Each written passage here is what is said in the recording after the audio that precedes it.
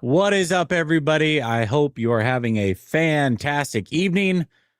Hard to say that when the 49ers get absolutely dominated at home against the Seattle Seahawks with a chance to get the number one seed. Unfortunately, this game really was never as close as maybe the score would indicate at times. Seattle Seahawks dominate the 49ers. I mean, there's nothing really more to say, no excuses to give, but there is a ton to break down. There still is a playoff game to get ready for. And at the very least, I hope you had a happy new year.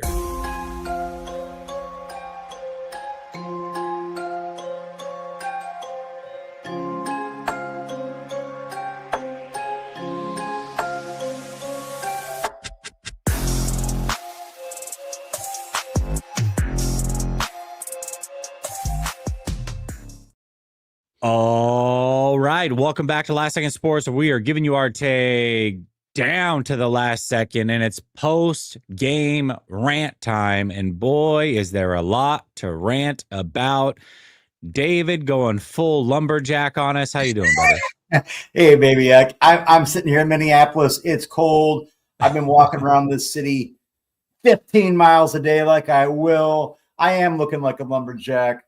I am ready to get back to Lake Superior tomorrow. And I was hoping that the 49ers could warm my heart up a little bit before I get back up into those frigid climes. But alas, there was too much to ask. Well, did you watch college football playoffs at all? I watched almost every second. Okay. So tonight's game reminded me of the Oregon Ducks versus Texas Tech. Seattle was Oregon and Texas Tech was the 49ers, unfortunately. Now, as an Oregon Duck fan, I was on the right side of that, the other way around, but tonight, not so much. I would also say, though, that Texas Tech's defense actually played really well, but as opposed to the Niners. For sure. And so I think tonight is like what we're seeing here is, again, no victory lapping. But, folks, Jesse and I have been on here every single post game since September 8th. Okay. This is what this team is when you go up against a solid defense. And the Seahawks, again, first and goal from the one, they leave it in Sam Darnold seeing ghost hands. Has Zach Charbonnet wide open, doesn't even pass it to him, right? Like, this is why Jesse and I are texting each other at the moment, like, hey, that's where you run the ball 4 times, period. You don't got to be cuter than that. You don't got to be cuter than that. All due respect to our guy, Marco, you don't got to be cuter than that, Marco, okay? They missed a field goal. They missed a 26-yard field goal just 2 minutes ago. Like everything that could go wrong, really, for Seattle in situations about putting this game away did, and yet this game was never in question. Folks, in the comments, you guys go crazy. You can do whatever you want. There is not a single soul watching this who can say with a straight face it's worth their salt that you ever thought the 49ers were in this game. This is a game where you've got these god-awful saloon font jerseys. You can't read the numbers from 5 feet away. You have the opportunity in your home field. By the way, the ball, it wasn't wet conditions. There had been rain. There's going to be an inch of rain tomorrow throughout the course of the day. Field's not wet. The ball's not wet. You have every opportunity to sit yourself against all odds throughout the season of attrition, to put yourself in a position to play home playoff games all the way through the Super Bowl. And to lay an egg like they did tonight, I just feel like, again, it's not a victory lap. I just think that 49ers fans should not be so surprised by this. We have not seen this team play a competent defense in a long time. Okay. The Bears defense, you can say whatever you want. That Bears defense isn't scaring anybody. Okay. This is what's going to happen. And guess what? You know what the Niners are doing now? When the Bears take care of business tomorrow, the Niners are in Philly next week against Vic Fangio. Against a defense that's on par with this Seattle Seahawks when they are firing on all cylinders. I knew the defense wouldn't come through, but guess what, Jesse? The defense, they gave up tons of yards. they should have given up more points. Let's be real. But when you're only scoring 3 points, when you're averaging more yards per rush than you are per pass over the course of an entire game, we had a lot of people recency bias, folks. 11 touchdowns in 2 games. 11 touchdowns in 2 games. We've seen enough. We've seen enough, folks. Yep. But have you? Look, and I know we got to get going on this, but I'm on a little bit of a rant here. Yeah, JSN's alive. I know Ricky Pearsall's out. Charles Cross was out tonight too. Trent Williams was out. Charles Cross is their best tackle. He's out. Charles Cross was my OT1 when he came out of the draft. Torrey Horton's been hurt forever. Cooper Kupp is a shell of himself. Kenneth Walker is one of the most indecisive runners in the history of the NFL. This team shouldn't be rushing for over 200 yards in this game. And they did. This team is is not. What I've been trying to say about the defense, man. We've been watching it for weeks, and teams just were not committed to running the ball on the Niners for whatever reason. I don't know why. I mean, I guess maybe because they look at it and be like, well, they can't get after our quarterback, so we'll just pass a ton. But nobody committed from beginning to end to running the ball against the 49ers.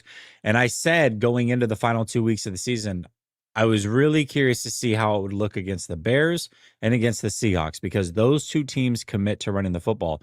The Bears, believe it or not, didn't, for whatever reason, commit the way that they normally do either, but they definitely ran the ball at a high clip whenever they did run. And Seattle tonight just said, we're going full. I compared this Seahawks team before the week 1 game versus the 49ers to me on paper to the 2019 49ers. I did. I said, this is a team that would prefer to not rely on their quarterback. Sam Darnold's their Jimmy G, and they're going to run the piss out of the ball, and they're going to play great defense. And that's the formula for them this year. Now, in week 1, didn't look that great. Obviously, the 49ers end up winning that game. But as the season's gone along, and as we watch it really the last 3-4 weeks with Seattle, that's exactly what they are. They didn't want Sam Darnold throwing the ball tonight. They did anything they could, and he still tried to give it away multiple times. Stepping on his center's foot. That was not the center stepping on his foot. No. Steps on the center's foot, fumbles the ball. Then he tries to throw a pick with the game basically over at the end. He's like, oh, here, Renardo, take your chance at it. Let's see if we can get you back in the game here. Like, they don't want him throwing the football, but they don't have to. That defense is so freaking good. That run game with the two-headed monster, I get it. Kenneth Walker's not, he's not my cup of tea either, but he was effective again tonight. They are able to win with this formula, and now they have home field advantage through the playoffs.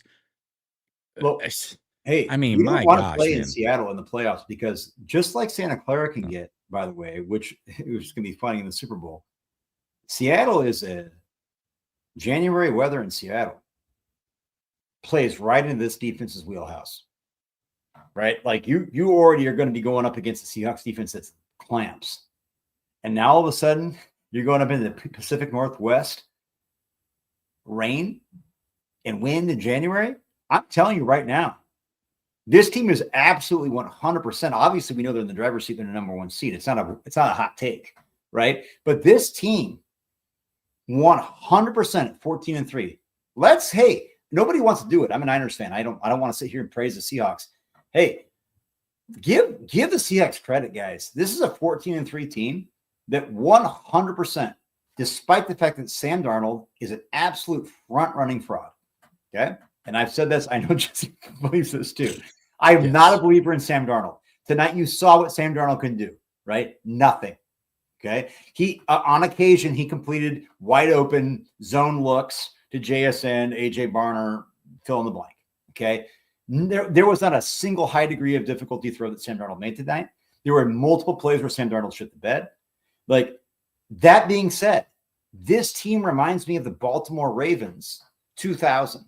Okay. This team reminds me of the Denver Broncos, Peyton Manning, that beat the Cam Newton Carolina Panthers. This defense is way better than I think most fans in the NFL really realize. And if that run game can produce the way that they did tonight, and they can get a lead and milk it, guys, you watch this game. Was there ever, Jesse, This game was a one possession game most of the game. Okay. It never felt within reach. I genuinely never thought I just felt like they were getting dominated. At no point was I like, oh, the 49ers have a shot here. Like it seemed like they were getting blown out by 3 scores. Like it never seemed close to me. I don't care what the score said.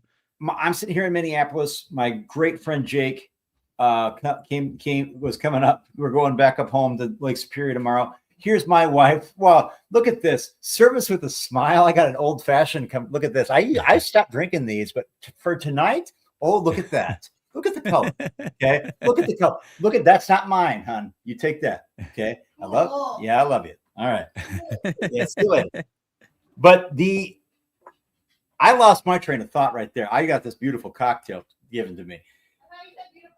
Beautiful wife too. The idea is that this,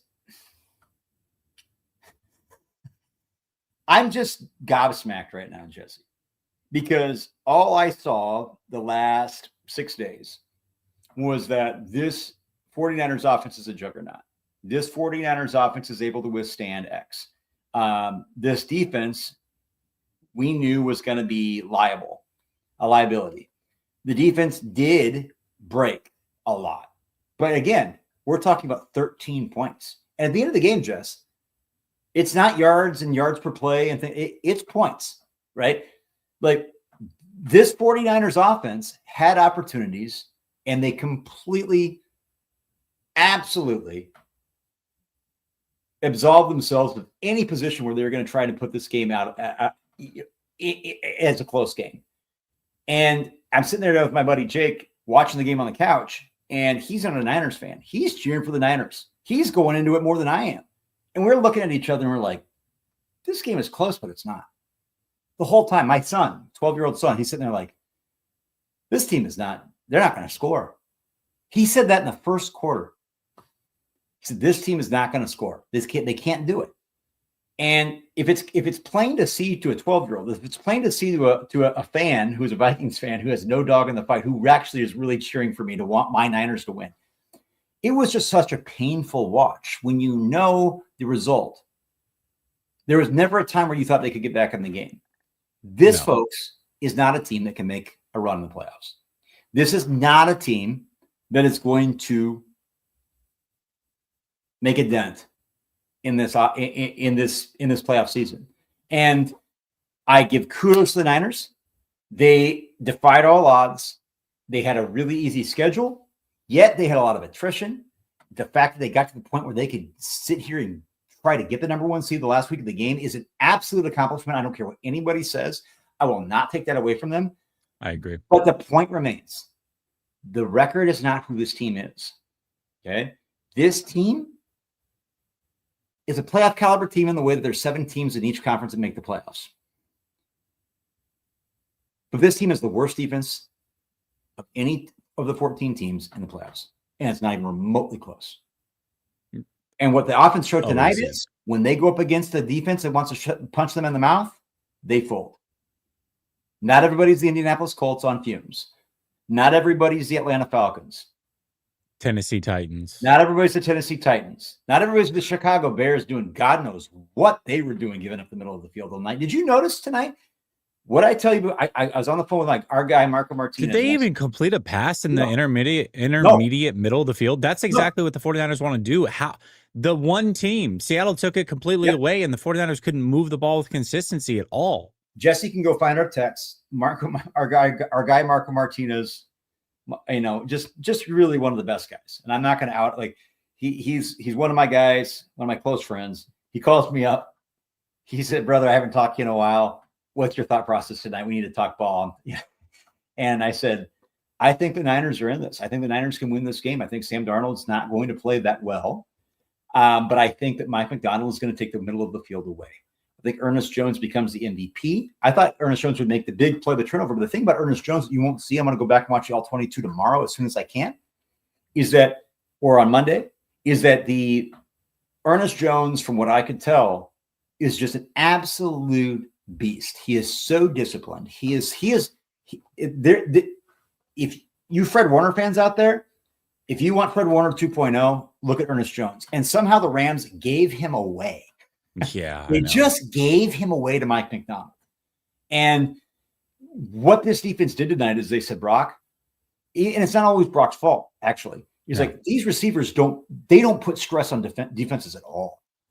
All due respect to Juwan Jennings and DeMarcus Robinson and Kendrick Bourne, like, you are not a guy that's going to put Reek Woolen or Devin Witherspoon in a spot where they are tucking their tail and running. They're flicking their chops. And Mike McDonald said, go ahead. We're taking the middle of the field away. Let's see what you can do with a banged up George Kittle. Let's see what you can do. By the way, CMC, I don't even look at my phone. I've not looked at the box score. CMC was non-existent tonight. Non-existent.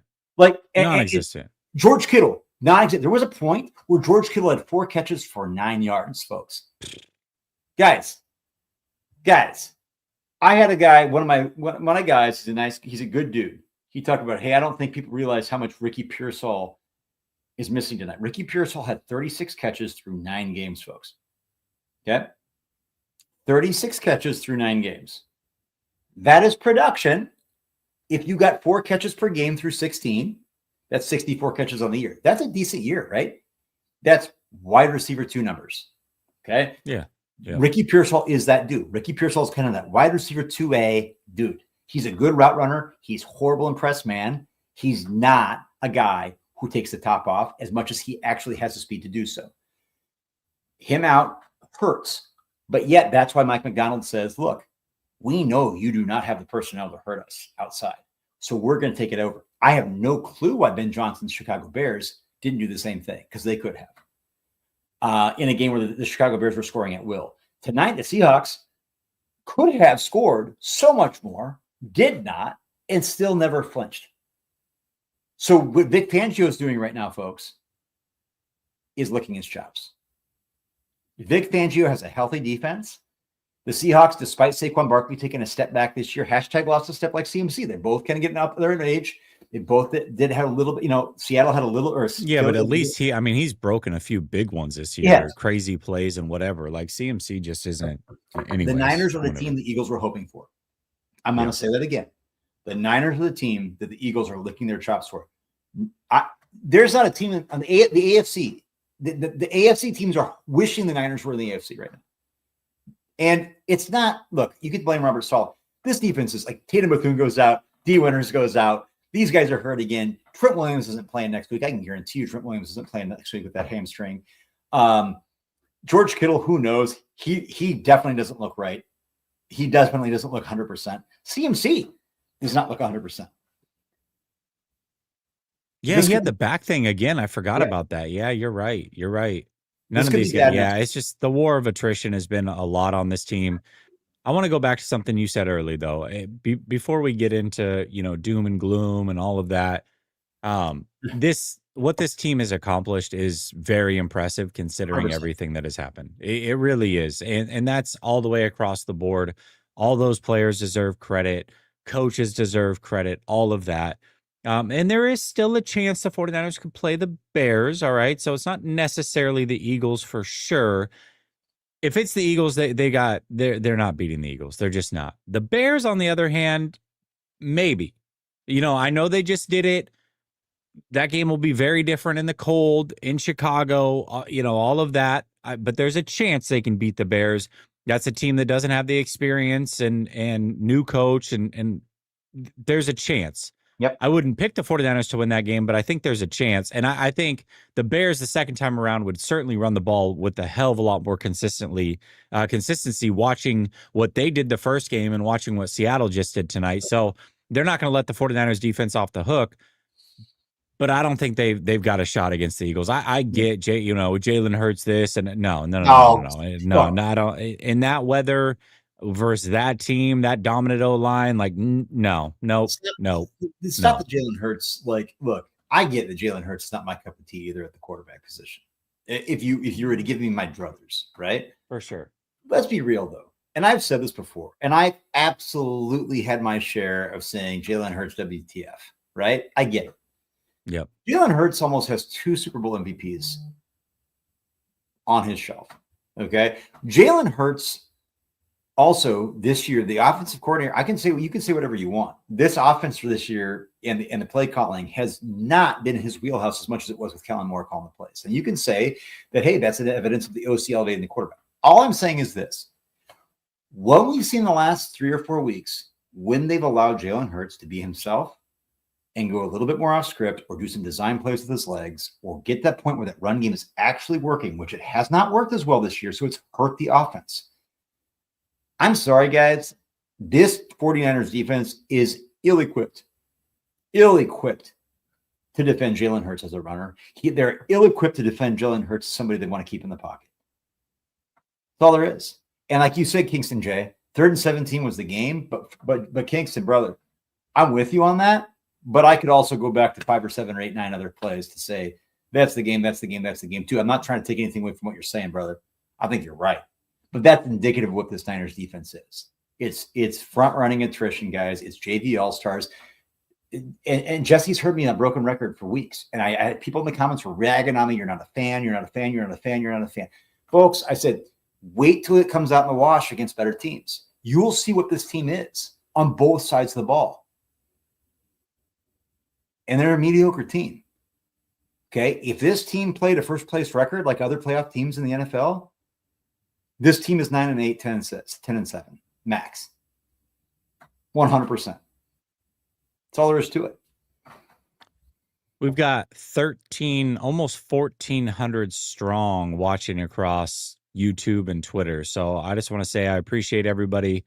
Look, we're in this together, 49er fans. We are in this together. Hopefully some of you have a college football team that's still remaining. You feel a little bit better about how this week went. But tonight was not ideal. Listen, for the first time, David, I don't know if you know this, I've made 5 of these bets now. This is the first one I finally lost. I'm gonna have to wear a Seahawks hat on stream. Not ideal. Definitely not ideal. And it's an ugly one. Let me tell you, it's an ugly, ugly hat.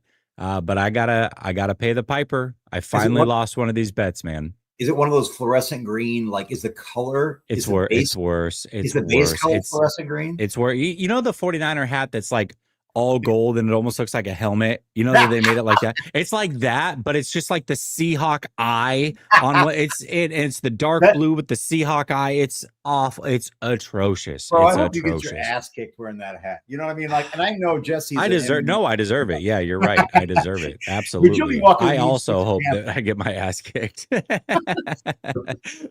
I should get my ass kicked wearing a hat like that. All right, we got a bunch of super chats. Go ahead, bro. I just want to ask the fans in the chat. I want you to guess. Now, granted, this is when we do yards per pass, yards per rush. Okay. This is not yards per pass for Brock. It's for the offense. Okay. Which includes all this stuff, right? We had more yards per rushing play than passing play tonight. That is, if you would looked up Elias Sports Bureau stats, I'm willing to put my money where my mouth, and I'm willing to bet this. I'll put $100 out. I bet there's not 2% of NFL games. 2%. If somebody can prove me wrong, I'll donate $100 to charity.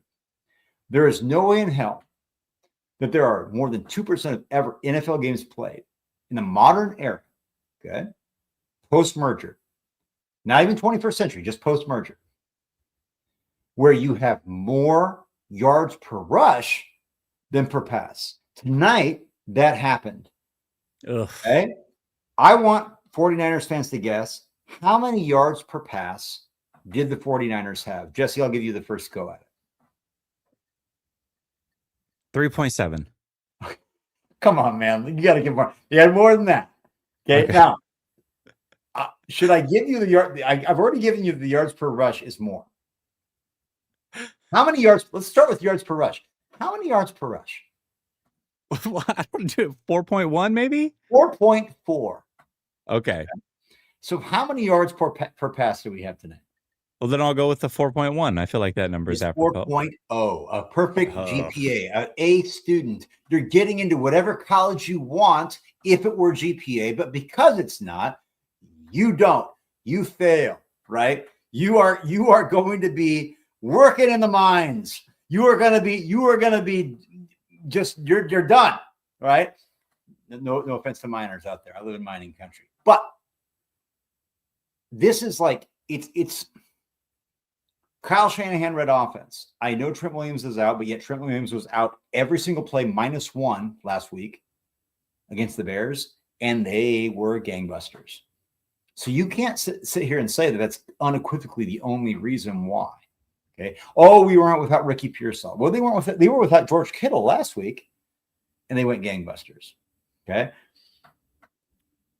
Real quick, David, let me throw this out there. It's 11-11, make a wish, and the wish should be the 49ers win next week. All right, go ahead. Sorry, go ahead. Oh, stop your effing crying. We know what the team is. No, yeah, okay, this is perfect. Okay, let me get to this one. I love this So shit. we got a couple Seahawks fans. Stop your effing crying. We know what the team is. You were the one convinced Sam would turn into a pumpkin. Yes. And then Dylan, aka Mo Maggot Yallin, appreciates you, Seahawks fan. He big supporter of the round table and everything. So I appreciate him. What's your opinion of Sam now? Listen, Seahawks fans, you guys deserve all the credit in the world 100%. as a team. You guys are phenomenal team, phenomenal performance. You're not going to hear a single excuse from me. But if your takeaway after that game is Sam Darnold's that guy, you guys need your eyes checked. No. They did everything they could to take that game out of Sam Darnold's hands. Everything they could. Bro, he had a 1st and goal with a wide open guy in the flat, missed him. He had a 4th and goal with a wide open tight end coming across the middle and an open slant. Missed both of those.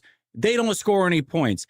He steps on his center's foot, fumbles the football, tries to give it away. And then at the end, when the game is not even on the line, all you got to do is just kneel the ball, basically. He tries to throw an interception.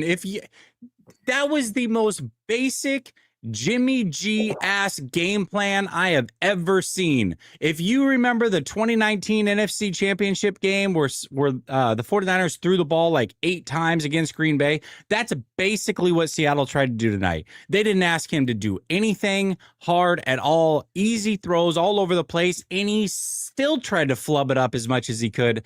If your takeaway, once again, is Sam Darnold is the reason for anything tonight, you need your eyes checked. Sam Darnold didn't do squat. Sam Darnold scares nobody.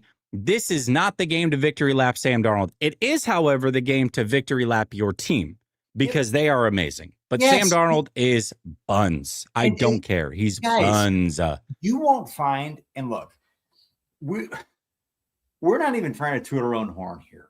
Like, I think I've known Jesse for years. Jesse's one of, I think, what you see is what you get with Jesse and I. We do not pretend to be anybody that we're not. We will give you our honest take down to the last second, as he said, right? Like, it is not, there's none of us are trying to get a credential. None of us are sitting here trying to toe the company line with a 49ers PR machine. You will not see a 49ers post-game show tonight that gives more credit to the Seahawks team than Jesse and I have already done, and we'll do so. Tons. Right? We've just said, I said, give a round of applause to this 14-3 team. This team is a real contender to win the Super Bowl.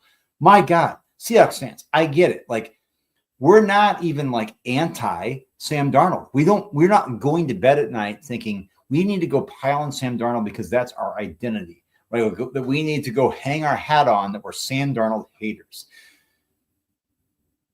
Over time, Sam Darnold has proven to be who he is. And tonight, Sam Darnold again showed him their offensive coordinator. We had to be talked down. Jesse and I were saying, hey, run the ball 4 times from the 1 yard line. And we still agree. Jesse and I still believe that. Okay. Yes. The bottom line is, I know one of our guys who's real close to us. He was actually right, though. On that first down play, that OC, I actually love throwing the ball from the 1 yard line oftentimes. It throws the defense off kilter. Zach Charbonnet's wide open. Like, Sam Darnold has a beeline eye line right to him on his first read. That's a hot read. He doesn't do it. Why? Because Sam Darnold is Sam Darnold. Okay? You can say whatever you want. Those are the mistakes that could cost you your season. This is the difference between a 1 seed and something else. Like, look, you can say whatever you want. They came up with 0 points that drive. Now, that was nullified throughout the game. But that situation, that miss is huge. Not only did he not miss the read, he took a sack to put him that lost him 11 yards. He stepped on his center's foot 4 yards beyond the line of scrimmage. What are you doing? This is Sam Darnold, folks. Okay, there was not a single high degree of difficulty throw. There was not a single BTT. There was not a single big time throw that Sam Darnold made all night. Same for Brock Purdy, to be fair. Okay. Sam Darnold ain't that guy. He ain't. And they're not. And by the way, the Seahawks aren't winning the Super Bowl. You can bookmark that too. They're not winning it, but they're going to contend.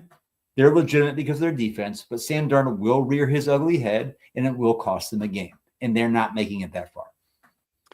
Listen, all the Seahawks fans in here that are like, "Hey, what about Purdy?" I'm not the one. I literally get grilled by my own fan base because I don't give Purdy enough credit. So I'm not the one that's going to be offended by this. But if you think that if you swap those quarterbacks tonight and think that the result changes at all, you're out of your mind. And Purdy is as much as I at times will kind of hold down my love for Purdy and piss off the 49ers fan base in doing so, he's better than Sam Darnold. He just is. He just is. Justin, like, again, your Seahawks team is better than the 49ers. We're telling you much. Yes. We're telling you that. You deserve to win tonight. It wasn't a fluke. No. Like, we're not even saying like Sam Darnold is the most. We're not saying he's hot garbage to the point where he can't play in the NFL or anything like that. What did Purdy do? Nothing. We just got done saying that. We just got done saying that the 49ers averaged 4 yards per pass play. Yeah. Well, it might be the most historically bad performance of a passing offense on a rubber match that could get you the number 1 seed in the history of the NFL. We don't need to be told that. Jesse Naylor and I are the first people that will scream from the mountaintop that this team is not what they seem to be to the casual viewer. And that doesn't mean that we have any axe to grind against Sam Darnold. Is that Sam Darnold sucks. Like, telling you what I see. Dude, I don't have a dog in the fight. Like, I'm just letting you know. So Seahawks fans, I want to tell you, you draw up the numbers right now. If Sam Darnold's who you want them to be, why not give him an extension right now? You tell me, what are the numbers? What are you going to do? You're so confident in Sam Darnold. I guarantee you right now that Schneider and McDonald are already at the drawing board looking forward to this April and figuring out what they can do to improve this quarterback room. It's not tenable. What you see right now is not tenable. You cannot waste this defense on Sam Darnold. And I said, this team reminds me of the Baltimore Ravens in 2000. Trent Dilfer sucks. So does Sam Darnold.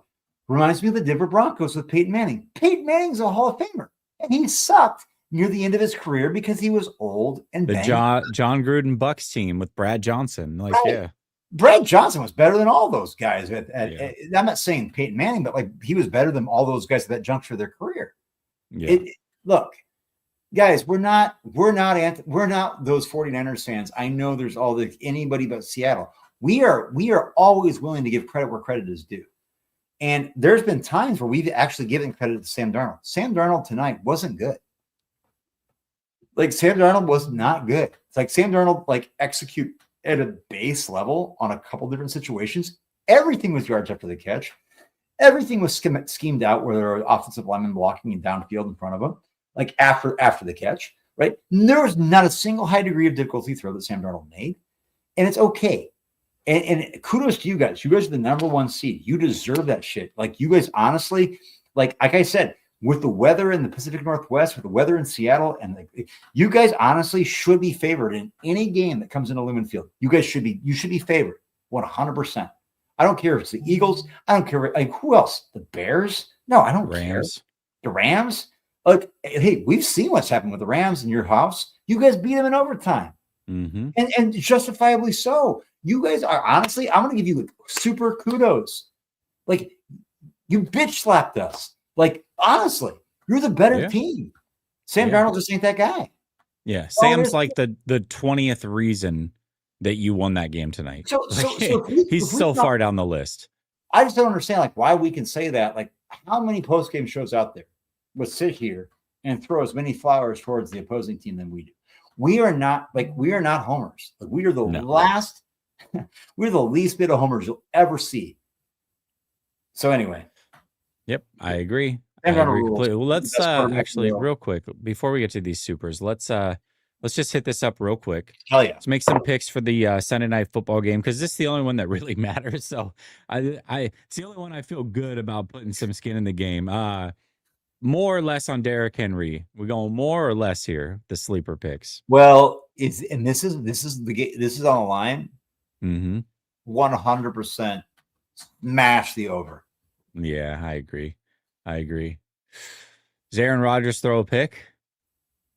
100%. Kenneth Gainwell is definitely getting more than 27.5 receiving yards. He has to. They don't have DK. So Kenneth Gainwell, they don't have who? They don't have DK. He's going to have to be their whole freaking dump-off offense. And there's no bigger Kenneth Gainwell stand than me. He was my number one my guy out of the draft out of Memphis. I am so geeked to see him doing well and he got team MVP this week. Happy for him. That I think that's cool. I think that's a fun over. I like that.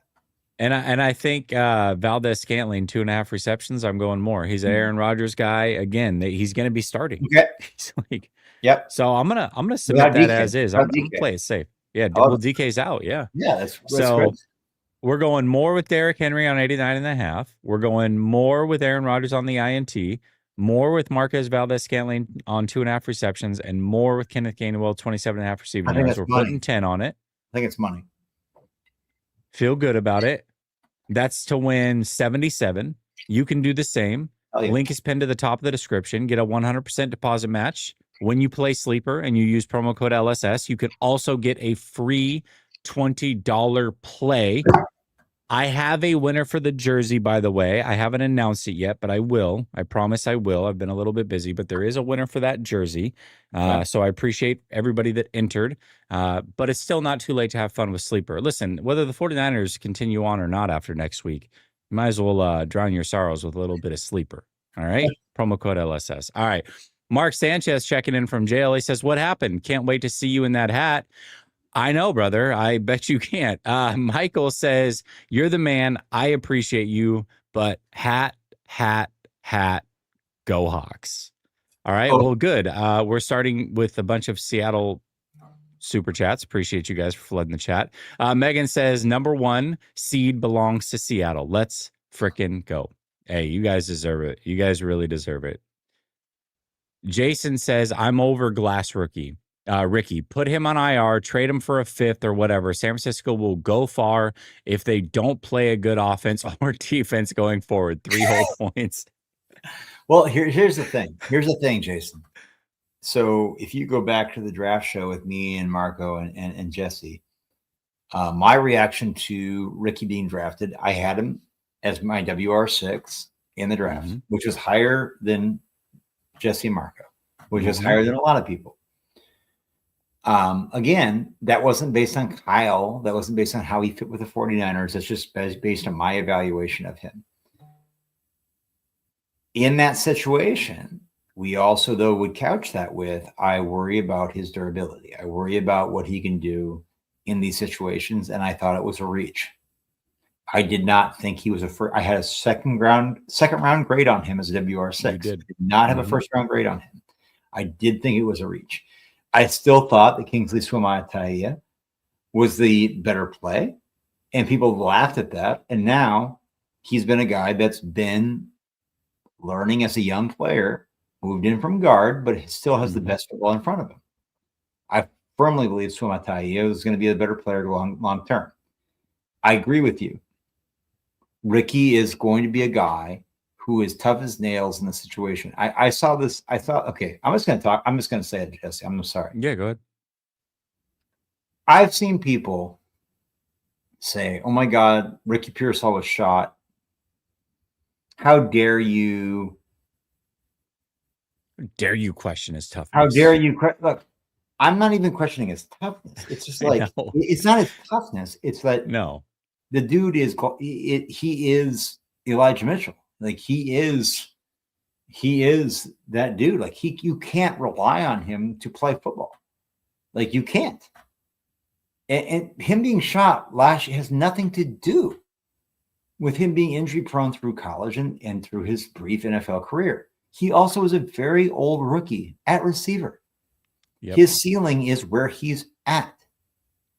Again, I want to, this is not like a scold, but there's this idea that when people go into the NFL, as a teacher, I see this all the time too. This idea that like, there's this never-ending ceiling for players when you get into or athletes or academics or what have you, that you get past this situation that you could always like be like perpetually ascending, right?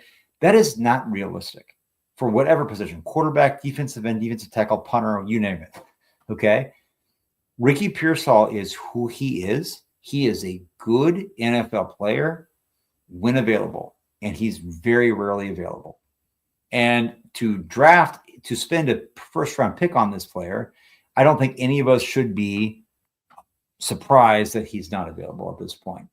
And I'm not counting on him being available next week. Yeah, he's been out, 3 different times. I made a comment tonight on Twitter when we found out that he was out. And I said, hey, Ricky's not reliable at this point.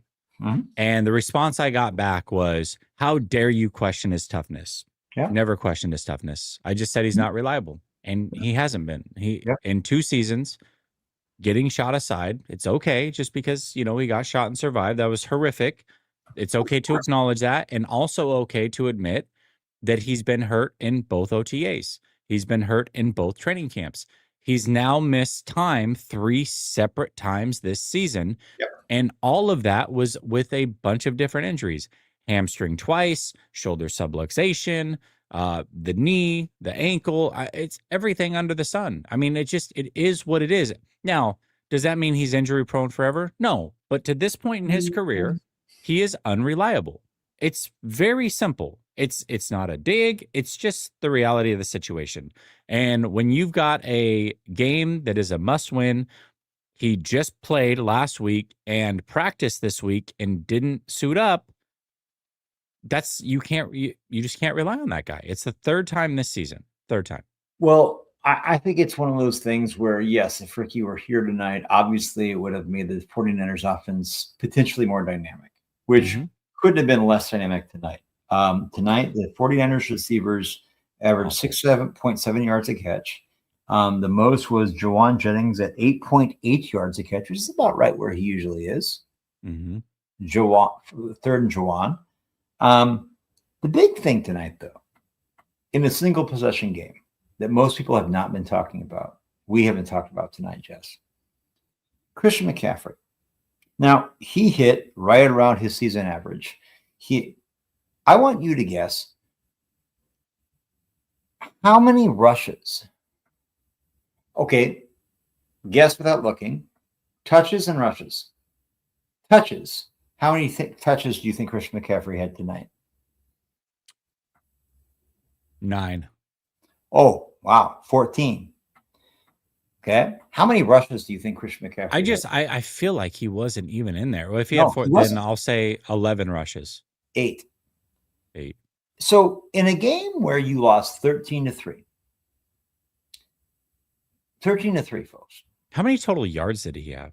Christian McCaffrey had total yards, 57 yards on 14 touches. Okay. Now, I'm not doing that wild Iowa math in my head. That is, what did I say? 53 yards? Or no?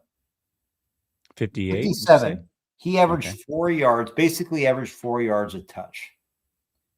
That's with catches. That's with passes. Okay. He averaged 5.7 yards a reception, which is horrible. Okay. 2.9 yards a carry. Now, this is not a surprise to Jesse and I. We have been a broken record. We have been a broken record more than anybody on this app, on YouTube, on Twitter, on what have you. Every single week, it is the same thing. 3.1, 3.3, 3.4, 3.0. Jesse, there's been a couple outliers. A couple, like maybe two. The Atlanta game, I don't know. The Bishop, I don't know. Atlanta game last week. I think there might have been one more. Maybe three, Arizona, maybe just three, not good team. Yeah, three minor outliers. Tonight, he hit below his average, but right around the wheelhouse of what has been expected. Yeah, this is the hashtag lost a step, folks. Okay, this is what it is. Christian McCaffrey, we had people on this in this world that we live in. And we're saying Christian McCaffrey is still Cynthia Freeland. Now she was talking about fantasy MVP, which fantasy MVP is not beholden to stats, and it's not what talking about him being the offensive player of the year. Y'all, like Brock Purdy, franchise quarterback, Christian McCaffrey, franchise offensive player of the year. We're talking about 3 points, guys. We're not talking just about 3 points fluke. We're talking about 3 points on the shoulders of not having any production whatsoever on the process of that per carry, per rush, per pass, you name it. This is a beatdown. This was an absolute total mollywhopping saying you don't belong here. The fact that you thought you had the audacity to even think that you could claim the number 1 seed in this season is embarrassing. Like, look, y'all, we need to talk about it. And I know you guys think that we're like trying to like victory lap or what have you. Like some of y'all, like, I'm just sorry. Like I'm old enough. I'm 43. I've been through this a lot. As a teacher, I don't pretend to be anybody that I'm not. And as an analyst of this, I also do the same. When we see it, you call it how you see it. This team is who they are. And if you haven't been able to see it, David Lombardi tries to gaslight you otherwise. This team, this is what they are. This is who this team is. And anybody that's been honest watching it can understand that. And I want to actually give them a round of applause for getting this far. To have the chance of having the number 1 seed is amazing. It is really amazing. I'm not even being facetious. This is really amazing. But this is who this team is. Okay? And so they're going to go into next year's draft with a 12 and what is it? What are they now? 12-5 record. So they're going to be probably the worst 1-loss team in the playoffs, drafting around 23. And that's where it is. How many times tonight? I mean, 3rd down, 4th down, where it was literally 1 yard to gain, 2 yards to gain, and they couldn't even get. I mean, dude, they were throwing short of the sticks on 3rd and 1, 4th and 1. It's like, how do you throw short of the sticks on 3rd and 1 and 4th and 1? That's crazy. One of the brothers, somebody tonight said that 3rd and 17 was the game. I remember what I tweeted out early in the first quarter. We saw the defense playing, and I think that the Niners had the ball on the 46-yard line, on their own 46, to be fair. It's 4th and 2, right? That was the game. That was the game where Kyle decided to punt. But we had just seen the defense give up 1st and goal, and then we had seen the defense give up the touchdown off the 30, off the punt, and the penalty put them on the 35, and then the Charbonnet, whatever it was, 30-yard touchdown run. Embarrassing. We'd seen all that, and those are the situations where on 4th and 2, like you said, Jess, there was 3rd and 2. I think it was in the 3rd quarter where Brock had the opportunity, and it's to Demarcus Robinson or Juwan Jennings or what have you, and it's 4th and 1, and I'm like, guys, I know this is crazy. You're on the 23 or 24-yard line, and you're 4th and 1. As bad as this defense was, and as moribund as this offense was, that was a situation where you kind of had to say, I'm going to be Kirby Smart here. I'm going to go for it. I'm just going to do it.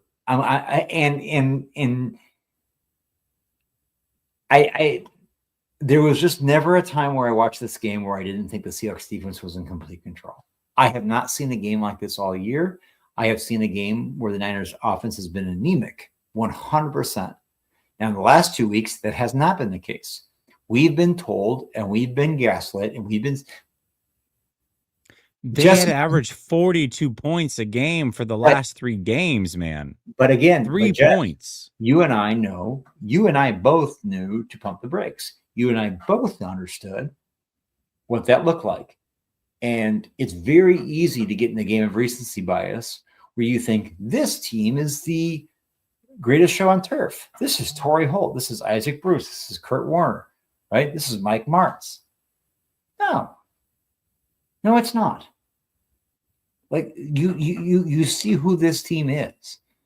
And when you get into playoff teams, when you get to play teams that are worth their salt in the NFL, this is who the 49ers are. And by the way, week 1, there isn't much different between week 18 and week 1 for the 49ers against the Seahawks. If you guys go back, I highly recommend, if you have access to all 22, go back and watch week 1.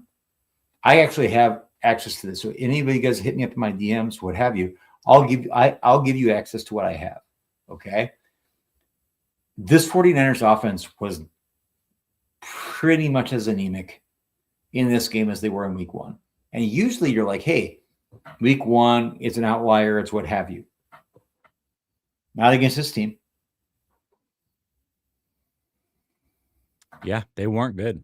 They weren't good in that first week at all. I agree with you.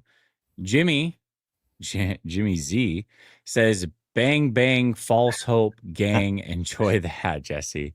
A lot of Seahawks fans victory lapping, as you should. Ronnie, a lot. Now, we got false hope. The last few games of the season, we are getting bounced immediately if we play Philly next. I agree with that. Completely agree. 49ers fan for life says, we are done. Bears, Ben Johnson is Andy Reid, and Caleb is Patrick. I don't know about that. Mike McDonald, the coach of the Hawks, is a problem for a long time. Agree with that. And remember this, Burrow will be a Ram. I've been saying that for 2 years. I hope that that's not the case. I 100% agree that Burrow will be a Ram. I do too. Why do we all agree on this?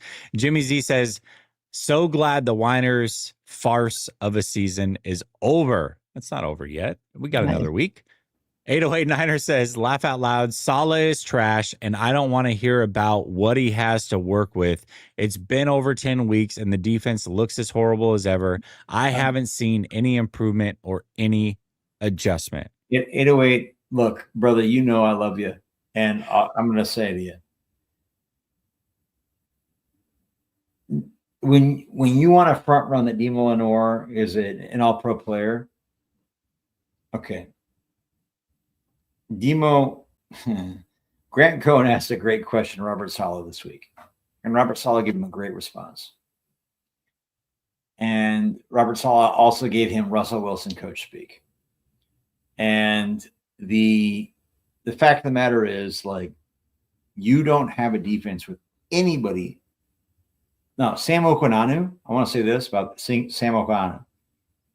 He is the absolutely unheralded MVP of this defense. This guy comes to play every single game. He is the most underrated player on this team. Beyond that, we're talking about Tatum Bethune. What is he, a 4.940?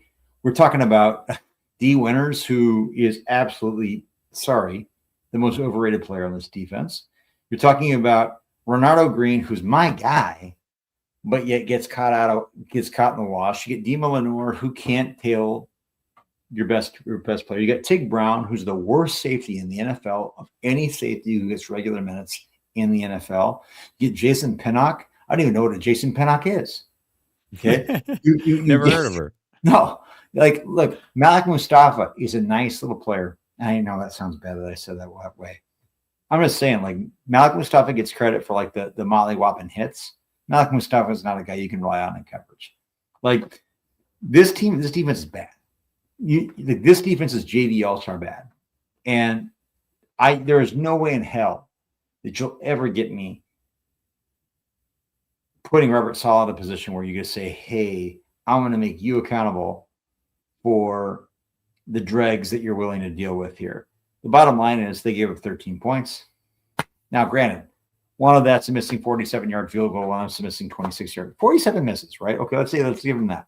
Okay, 16 points. Let's say 19 points. Let's say that, because I don't even credit the touchdown because they went for it on first down. That was the Seahawks' fault. That was Sam Darnold's fault, and they sacked him and they went for it. The bottom line is this Seahawks team would have scored a maximum basically on their volition of what they called 19 points. I'm sorry, guys. The Niners offense, all y'all told me last week how brilliant Brock was, how brilliant this offense is. I'm sorry. I think you should be able to figure it out. You can't. Against a good defense, the Niners offense, it's curtains. You can bookmark it.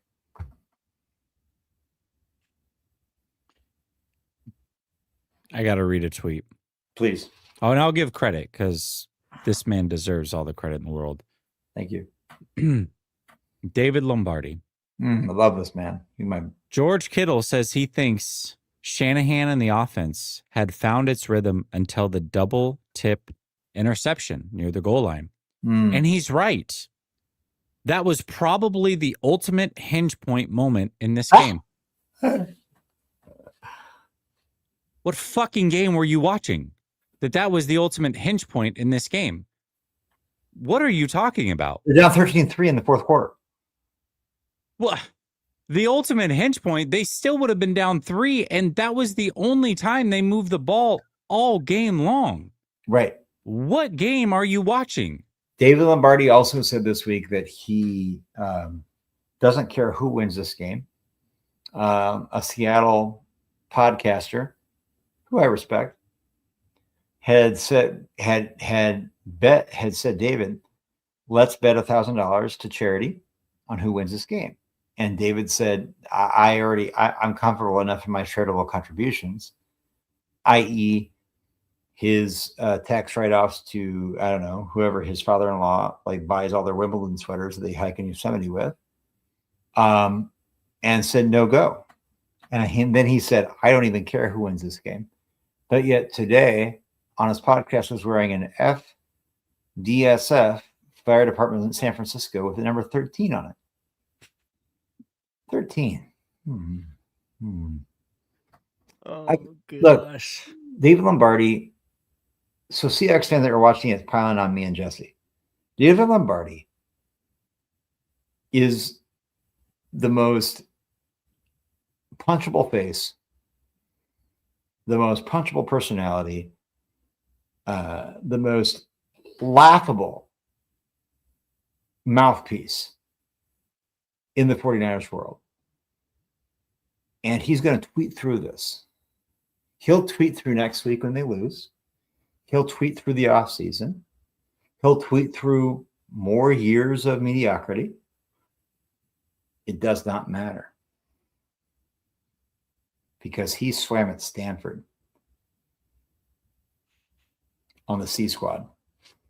Oh my gosh. All right. Jay says this felt like it was all Shanahan to me. There was a lot of decision making for sure. There was a lot going on. Everybody deserves some fault in this offense, in my opinion. Will Bucket says, classic Niners, man. Not surprised, but extremely disappointed that this defense managed to get any sort of stops, but the offense couldn't put up 7. Insane. The defense was way worse than the score indicates, too. This offense was terrible.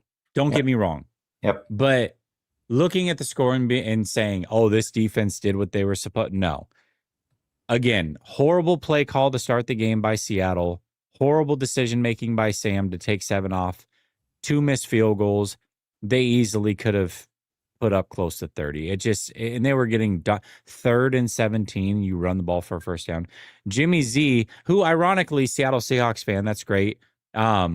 That should be the nickname for your quarterback, Jimmy Z. 1994 lives on. Enjoy those VHS tapes, losers. I agree. Listen, it does live on. Mark Sanchez, once again, calling in from jail, says Vader said it best. If you only knew the power of the dark side, it's a better saying than bang bang Niners gang. Fair enough, brother. Fair enough. Kyle called the terrible game from Adam. I don't disagree with that at all. I just don't think he was fully to blame. Gojira Von Jinx says Jesse's right. This team is not winning a playoff game. No. It doesn't seem that way. Adam says defense gave up 13 points. You can't expect to win the game when you only score 3. That I agree with. It doesn't matter if the defense gave up 100. You can't win scoring 3. Mark Sanchez says roll them up, light them up, inhale, exhale, got smoked. Absolutely, we did.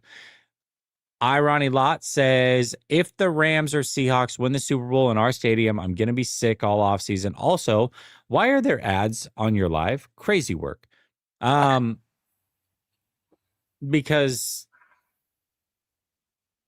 a brother's got to get paid. I don't know what else to tell you. This brother Bob says, we are trash. Don't risk it, Fred. You can't fix.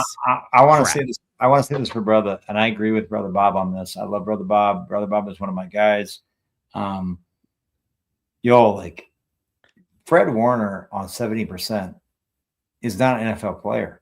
I'm gonna say that. Like, no, the drop. I'm sorry. Like, Fred Warner is a GOAT. Fred Warner is a future Hall of Famer.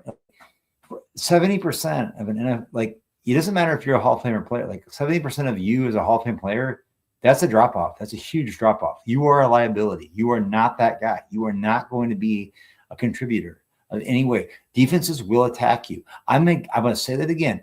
People think that you can go bookmark it and act like I'm being some like hyperbolic, like dingbat, whatever else. I guarantee you this. If John Lynch, this dyed in the wool, absolute dinosaur, I'm going to say you can say that again too. And I'm going to bring this up again about John Lynch. John Lynch said, "Oh, we're going to bring Fred Warner back." Oh, okay, cool. You know who would have been cool in this game? Brandon Ayuk. now, like you're right. You're absolutely right. So again, I'm not with things that have come to light, and I know I took this on a little bit of a tangent here with bringing up BA. I have done a lot of reflecting, and BA's been my favorite Niner over the years. I'm going to be honest, full disclosure. I can understand. I'm not dumb. I can understand that there's some BA culpability in the situation with him, whether you want to call it maturity, whether you want to call it what have you. Okay, fine. Reality is, in the human factor of negotiations and the human factor of dealing with players, I also knew from a very close source, a very good friend of mine, and somebody who's very tapped into the BA situation, that BA was never a guy that would bend a knee. And John Lynch just could not understand that. In this game, I had people saying, we are missing Ricky Pearsall. No, you're missing Brandon Ayuk. Agree. It's not Ayuk. It's Ayuk. It's not Ayuk, by the way. Okay. It's a first syllable stressed. Brandon Ayuk is the guy that put us in the Super Bowl. Jesse and I were there. We shed tears. It was a roller coaster of emotions. I'm sorry. I can't help but think what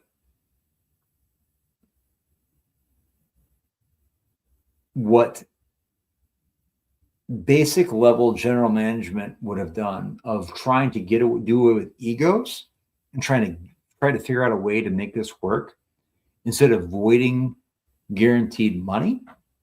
What would have happened in a game where you're trying to cement the number 1 seed when you have when Brandon Ayuk is healthy, I'm sorry, he's a top 10 receiver in the NFL. When Brandon Ayuk is healthy, he is that caliber of a player. And you're telling me that you could just say, I'm cool with CMC averaging 2.9 yards a carry. I'm cool with George Kittle averaging 3 yards a catch. I'm cool with. Stop it. I'm sorry. Guess who's laughing tonight? And you guys, I'm not saying it's right that he'd be laughing about it. Brandon Ayuk is laughing. Because Brandon Ayuk gets to say next year, I get to go play with my best friend, Jaden Daniels. Brandon Ayuk gets to say that I'm doing this. And Brandon Ayuk gets to say, y'all talked about this offense being generational. It ain't. It ain't. Because when the rubber hits the road against a good defense, this offense is garbage. I'll say that right now. This is not Jesse saying this, is me saying it. I'm sorry. We've seen it all year. Whether you talk about the Jaguars or you talk about the Seahawks week 1, this offense, when faced with a defense that's worth its salt, cannot meet the moment. You can't. And at the end of the day, that's how you judge a defense. That's how you judge your offense. That's the metric that matters the most.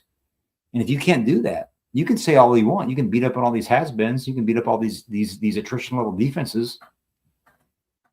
I thought the goal was to be good teams. This offense is not that. It's not. No, you're right. They're not. Alex says, no KB, no Tonjes. Kyle had a horrible play call, 100%. The Hawks defense is nasty. That D-line cooked us barbecue chicken. Purdy didn't play well, but he was not the main issue. I agree with that. Our defense equals cheeks, but they had stops. Robert Saleh, head coach. Yeah, I don't know. We'll see if he gets a spot. He's not going to take over here. Marty says, IFW. You, Jesse, you're the man. How about Darnold? Darnold. Appreciate you. Jesus says, defense wasn't perfect, but holding them 13 should win games. This loss is on the offense and Kyle, except for Purdy. Yeah, I mean, listen, the offense was terrible. It just was. Cheeto says, not looking forward to seeing you in the Seahawks hat, but I'll be there to support you, brother. I'm not looking forward to seeing me in the Seahawks hat. Mark Sanchez, collect call. Yeah, go ahead. No, I'm just going to say this. The Seahawks only averaged, now granted, a little bit of this was near the end of the game. The Seahawks offense averaged 5.4 yards a play, which isn't horrific, but it's not Titanic performance, right? No. Niners averaged 4.1 yards a play, but yet the Seahawks had 361 total yards, doubled up the Niners at 173, which would be 346. The third down efficiency, Niners are 2 for 9, a metric that the Niners had been absolutely gangbuster the last 2 games. The Seahawks 6 for 13, which isn't great, which is much better. I think I agree with you. Like the last commenter is it saying like this should have been enough. And you could talk about points, but even yards, like this was not like the Seahawks didn't have this absolutely dominant offensive performance. It was good enough, and they probably should have had some more points. But even so, who, like we said, 19 max points. I mean, you're doing cartwheels if you're the Niners in that situation. You'd think. Yeah, if I told you before the game that that Seattle would score 13, we would have thought that the 49ers won. Yeah, I mean, that's no brainer. I had the Niners at 23-20. Okay. So that was my thing. 23-20 was my prediction. I put it on TL. I was wrong. Okay. Because I didn't think the Seahawks would score that many. I told Jesse and my guys I thought Sam Darnold would play poorly. He did. And and what did the Seahawks end up scoring? 16 points? Was it 16-3? 13, I thought, wasn't it? Oh, it was 13-3. So we didn't watch the end, so I don't know if they scored at the end, but I'm pretty sure it was 13-3. Yeah. No, now obviously they could have. They could have gotten the field goal, right? It was 13. It was 13. It was 13-3. So I said 23-20. I actually projected the Seahawks offense pretty correct. Like they might have maxed out at 19. I was sitting here thinking, hey, the Niners can score 23 points. That's going to do it. Should have been able to. I mean, their defense is nasty, dude. They fly around. They hit people. They're fast. They're big. I mean, they bullied the 49ers. Bullied them. But Jesse, Brock Purdy is the indefatigable. Like he's a franchise quarterback. We saw 11 touchdowns. Like Brock's that dude. Like everybody, he's doing the doogie. Oh, he's doing the doogie. It's all good. You're such a boomer. I love it. Like, hey, like I'm just saying. Yeah, I'm a boomer. You right. It's the Dougie, David. Right? I know that one. I say Doogie. I'm only a year younger than you. Come on. I say Doogie Howser. Yeah, you do. That's true. Mark Sanchez says, if the Hawks win on your turf, it hurts. But the Super Bowl championship, damn, I guess you guys can play montages on Montana at Candlestick. Shut up, Mark. Jason says, Walter Nolan had more touchdowns than Ricky this year. I'm not going to call him Glass. You're right. He had 0 touchdowns this year. That's not good. Brother Bob says, this offense. Yeah, I know. He would have brought it to a new level tonight.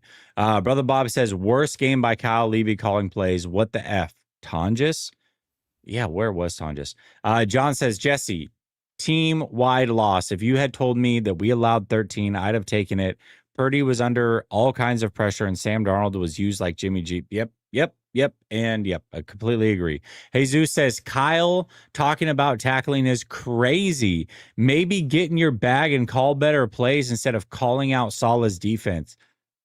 He did talk about that at halftime. Did he do it again after the game? That would be atrocious. Boxing fan ×4 says, if no Pearsall and you need to stretch the field, why not play Watkins? He has 4.3 speed, Sky Moore, or put CMC in the slot and go 12 personnel. Be creative, Kyle. Thought it was enough. GTC Real says, not even David's wood paneling could cheer me up. Hey, man, I'm in Minneapolis right now. So full disclosure, I went to the University of Minnesota, go Gophers, even though I'm a diehard Iowa State Cyclones fan. It's Big 12, Big 10 school. I get my family upbringing where my grandpa's a professor there, he's 95 now, still going strong. I'm in Minneapolis right now. I'm in my college friend. I met him my freshman year. You know where he's at right now? You know where he's at right now? He's in Saudi Arabia. He is this world-renowned architect. That's my guy, Robin Ganzer. You can go look him up. That's whose house I am. I am eating their food. I am drinking their bourbon. I am doing all so they give us a Google Doc about taking on their dog Ruby, who's a wonderful dog. They said, all food is fair game. All liquor is fair game. I said, yeah, I'll bet it's fair game. I'm putting it down. I'm going to put it in my car tomorrow. It's fair game. It doesn't mean I have to drink it here or eat it here. So I don't have the wood paneling. Now next week, when we're getting mollywopped by Philly, I'll be in the wood paneling. We're going to need that wood paneling to try to cheer us up if we lose in the playoffs. We'll be back, GT. We'll be back. Wood paneling. For now, though, I'm in this bougie ass bedroom up top, it is in Minneapolis home, this town home, this beautiful place. I'm sitting up here looking around. I got this walk-in closet over here. I got this bathroom. It seems like it's got 1,000 square feet. I'm sitting here living the high life. So I get it, GT Reels. I understand. The naughty pine is not there. I'm missing it too, to be quite honest. It's a warm feeling. This white, it's very sterile. It's not feng shui for me. But next week, I'll have you back. We'll be in therapy together, dealing with another defensive juggernaut. I just realized that next week could be the last post-game show of the season. That makes me kind of sad. The season flew by, man. It flew by all the way. That's sad. Bates says, don't give in to Brandon about Darnold take. I'm not. He's going to try to be like, oh, I told you Sam Darnold. No. KFW says, stop blaming it on Purdy and CMC. Have I even brought Purdy's name up other than the super chats in any sort of way to blame it on Purdy? What is he talking about? Brock tonight. We really haven't talked about Brock.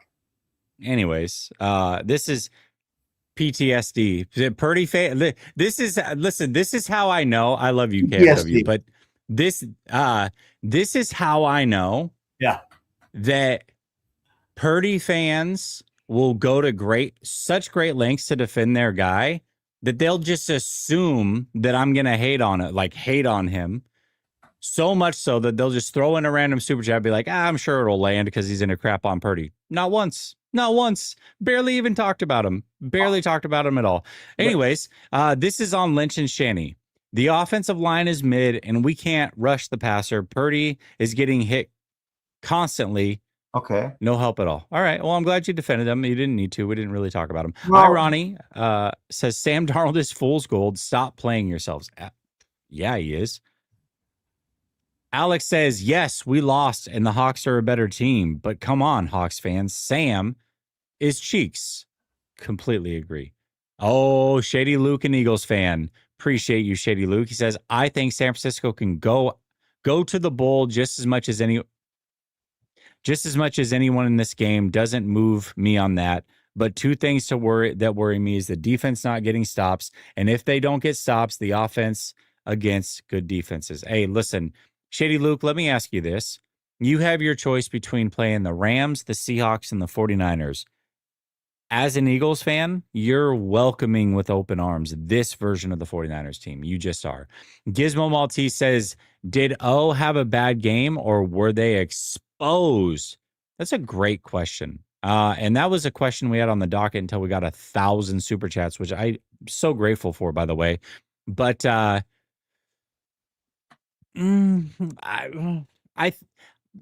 you throw out the best, you throw out the worst, and you got the median in there somewhere. The 49ers certainly are not the offense that we've seen the last couple of weeks against bad defenses. They also aren't as bad as they are tonight. They're not going to play necessarily elite defenses like that every week, although they may play one next week in Philly. They're just kind of mediocre is what I think, honestly. I agree. So I don't know that they were exposed. I think a lot of people just kind of came back down to earth on that. Sean says, good game, Jesse. That giant hawk head is on its way. Yuck. Brandon's got to send me the link so I can go buy it. Shady Luke says, when I say stops, I'm saying not allowing Seattle to possess the ball 37 minutes to year 22 and allowing nearly 200 rushing yards. I don't know that the 49ers defense can stop that. They've been an awful run defense all year. They just weren't. Nobody ever put the pedal to the metal for whatever reason in the run game. They just didn't. Well, Dazza says, yeah. Well, I think that's the thing that the Seahawks is tonight. It's 39 rushes for 180 yards. That's the difference in a 13-3 game. It doesn't seem sexy, but that's the type of methodical beatdown that the Niners defense can basically just get like tatered with. Is that those are the times where like these scores don't seem, again, 10-point deficit. Oh my God, it was close. No, it wasn't. No, it wasn't. No, that game was not close. Dazza says, surprise, surprise, against a really good defense and down in points, Brock is mediocre. Wonder if Lombardi still thinks Brock is the best QB in football because Mahomes could have won that game. He does. He's not. Mahomes might have been able to. And tonight also wasn't on Brock. PGZ says, good game. Salute, boys. Well, I appreciate you from a Seahawks fan. Very nice of you. Games. Oh, yeah, whatever. Just game. Is this dude a 49er fan? Do you even like the 49ers? You're already calling for them to lose against the Eagles. What did you expect from this season? A Super Bowl run? Okay, hold on. Can't wait for this. Is the most contradictory. I appreciate the 999, by the way, but you contradicted the shit out of yourself, okay? Because in one half, you want to get mad that we're picking the Eagles against the 49ers, which they're going to be on the road if that's the case against a very good defense, a similar team to what we just witnessed. That's number one. And number two, you want to absolve them from this game, which is fair because we already said, hey, we give them all the credit in the world. The fact that we're even in this position was amazing in itself with everything that's happened.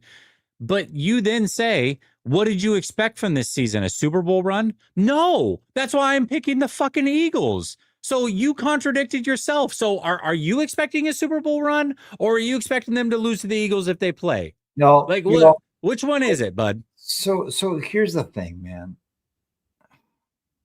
Again, we're not trying to stun anybody.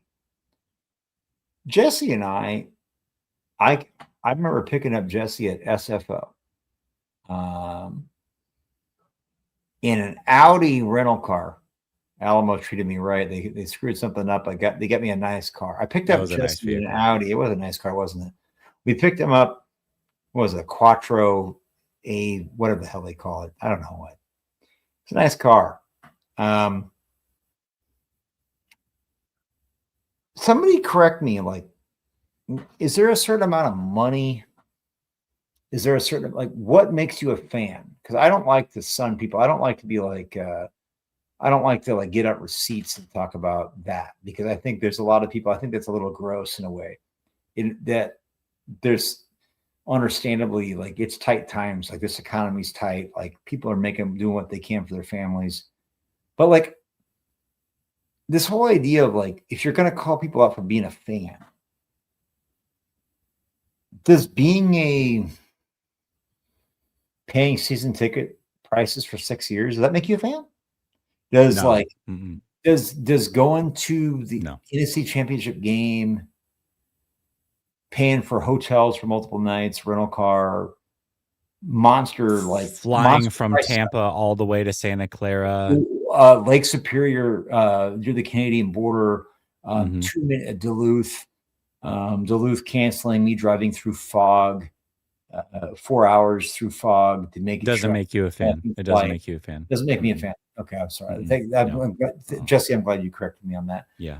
So you're, does wearing starter jackets in middle school and posting pictures of such make you a fan? No, it doesn't make you a fan. Does breaking a lamp from Leonard Marshall destroyed Joe Montana's career as a Niner when he was 7 years old? And my dad looking at me like, what the hell's wrong with my kid? Does that make you a fan? Like, what is going on? Like, guys, stop it.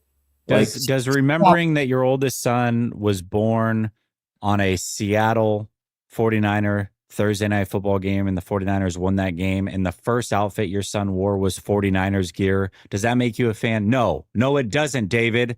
Does lying to your wife when your son is born, my daughter's name is Hazel, okay? My son was born on July 1st, 2013. Now, Alden Smith was drafted in April of 2011. When my wife and I were carrying my daughter as a 1-year-old on the Pacific Crest Trail, we hiked about 2,000 miles that summer with her. I loved Alden Smith. My wife didn't know that because she doesn't watch sports, even though her mom grew up in Green Bay as a diehard Packers fan. And I named my son Alden, and we spelled it Alden. And I told her it's just a name I like, but actually it was after Alden Smith. And my wife still doesn't know that. I'm saying this on this. Okay. She ain't gonna watch this, so we're good. We're clear. You guys all keep your mouth shut, but that also doesn't make you a fan. Does that make me a fan? Or does that make what does make you a fan? You know what does make you a fan? Yeah. Sending a super chat in a post game to call other people non-fans. Yeah. That makes you a fan. That's the ticket. Hemorrhaging $10 to stare down their nose at people who have mortgaged their life to go to fly into Santa Clara of all places and cheer on their team, to hold the American flag on the field while we cried at the game.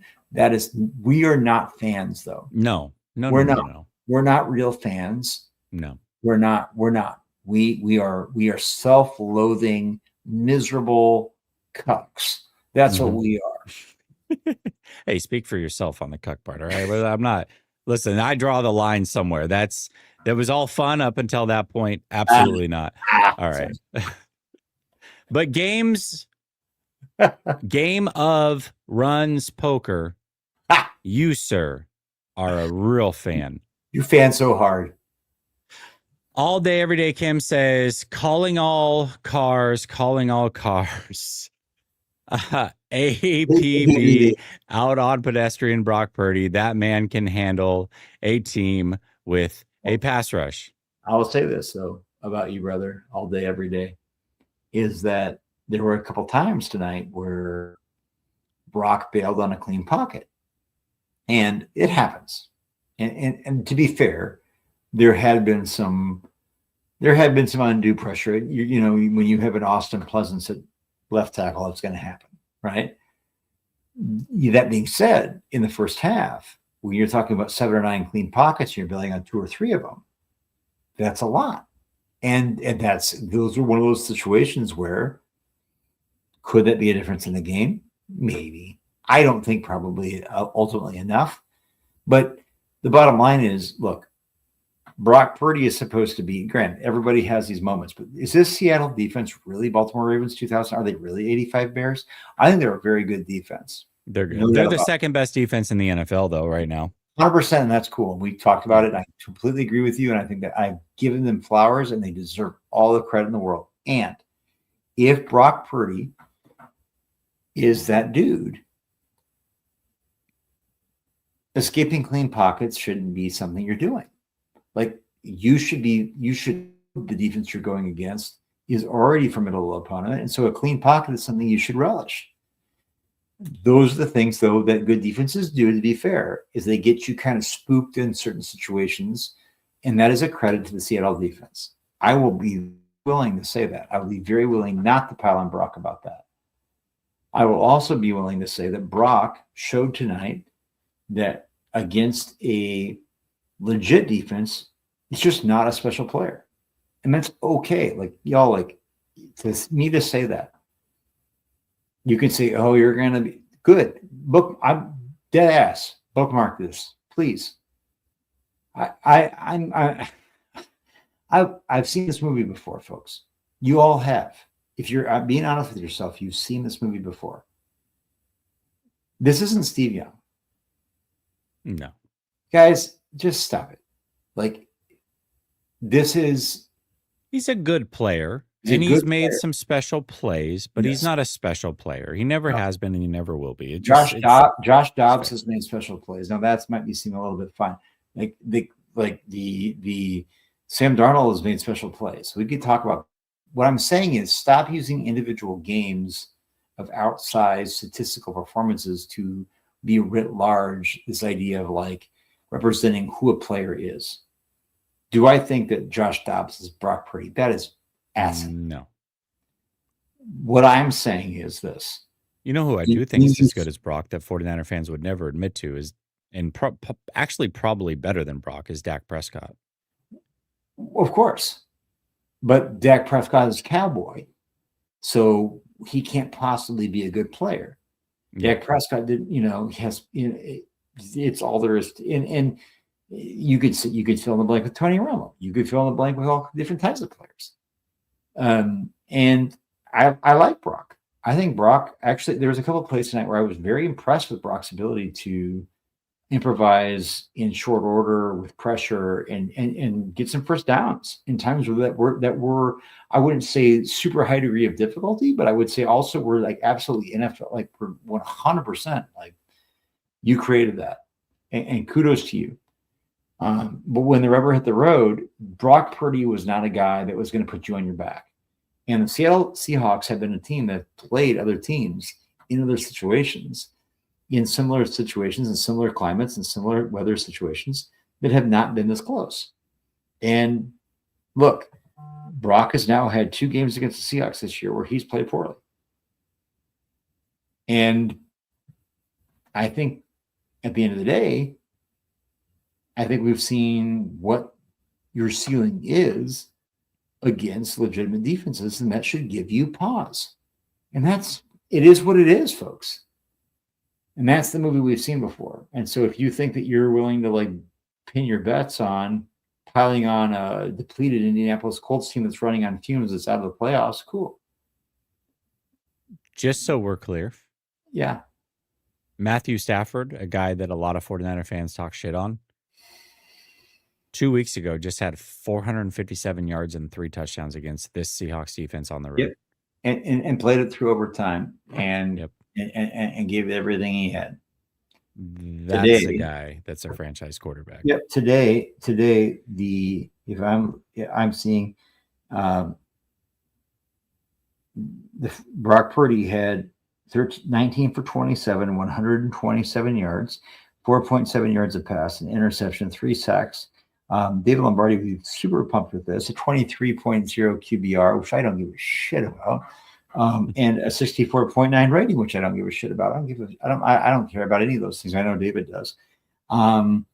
Brock Purdy, 2 scrambles for 21 yards, which is, what have you.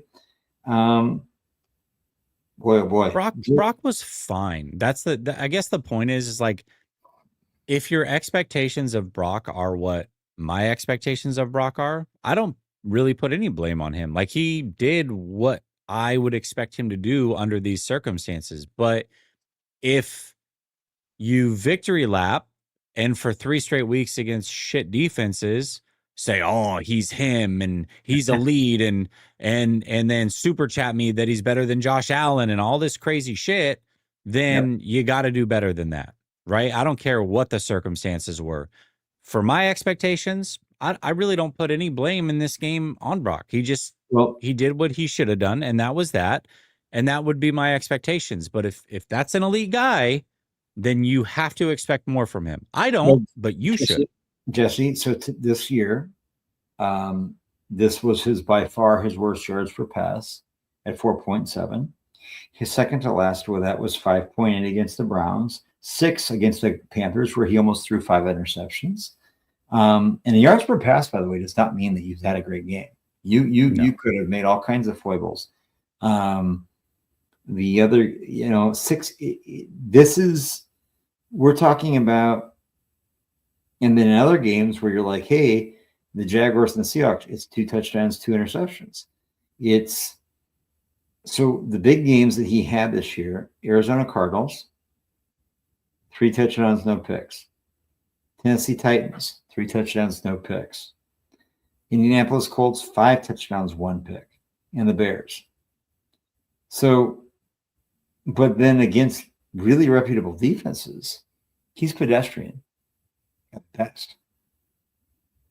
Y'all, like, you can go back. You guys are all fantasy football players. You guys can go find people that have won games for you that have similar stat lines. You just have to get beyond the 49ers fandom. You can go see this stuff. It's not hard. You can go cherry pick this stuff as much as you want.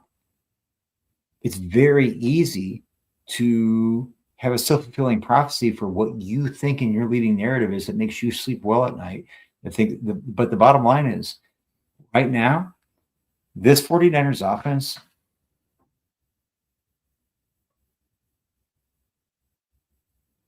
it ain't as good as you think it is. And the defense is way worse than you think it is.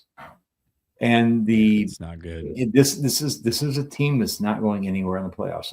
It's fine. You can buck mark. I don't care. Like, I honestly don't. Like, it's going to end the way I know it's going to end. Diaz Boy says lack of development, 0 speed, home run hitters. How the F does Ricky Sharman keep starting? I don't know. I don't like I shouldn't have read that. Ricky Pearsall. I'm not going to someone's name. Why can't Watkins, Garindo get reps? 0 separation. Listen, man, I don't know. They have speed. They just don't use it. I agree. Before you go to the next super chat, I want to say this. I agree with that. Who that guy was, Isaac Garindo. Like, I'm sorry. I have no delusions that Isaac Garindo is but the idea that he's a healthy scratch, a guy that you traded up. By the way, Kyle Shanahan traded up to get him to get Isaac Garindo, right? We've seen the guys. Isaac Garindo's been healthy the entire season. Today, Christian McCaffrey again had one of his 2.9. Y'all, like, this kid is like young. He is a receiver by trade. That's how he was in high school. He was recruited as a linebacker and a receiver, and then he became a running back at Wisconsin and then went to Louisville. Yep. Jordan James, 4th round player, right? Like, out of Oregon. I know Christian is. It doesn't make sense to me on a team where Kyle has routinely got production of people like Raheem Mostert, Jeff Wilson, Elijah Mitchell, Matt Breida. The list goes on, right? These are players that can give above replacement value, and yet they're ghosts.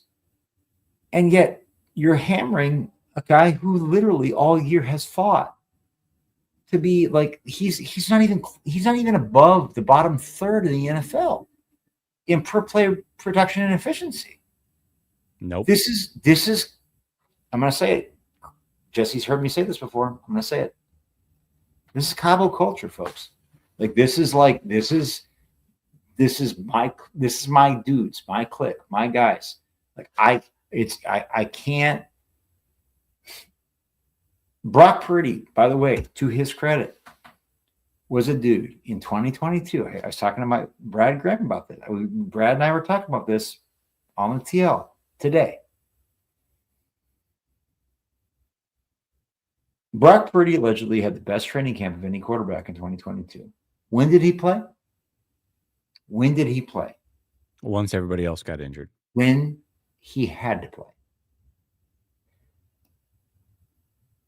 In my time in the past 5 years of the biz, so to speak, one thing that's been very clear to me in the Kyle Shanahan regime is that Kyle plays people when he has to play them. And I love Kyle Shanahan. I think Kyle is a weapon. And I think that Kyle is very reluctant. I think Kyle can be very regress into this very, I would say, kind of chicken shit field of like being, I don't play people until I have to. And I don't know, man. I think the time is to try to like, I don't know. I don't know what you're waiting for. You've seen what it is. And you gotta infuse some youth into this. You gotta infuse some speed into this. And that's exactly what they haven't been doing. Dazza says Niners screwed up by drafting Pearsall. Should have been Frazier, DeJean, JPJ, or if they needed a wide receiver, Lad McConkey. Dylan says if San Francisco gets bounced next week, do the bloated wins set San Francisco back in the next rebuild? If Seattle plays a defensive line like Philly, do you believe Seattle loses because they can't run?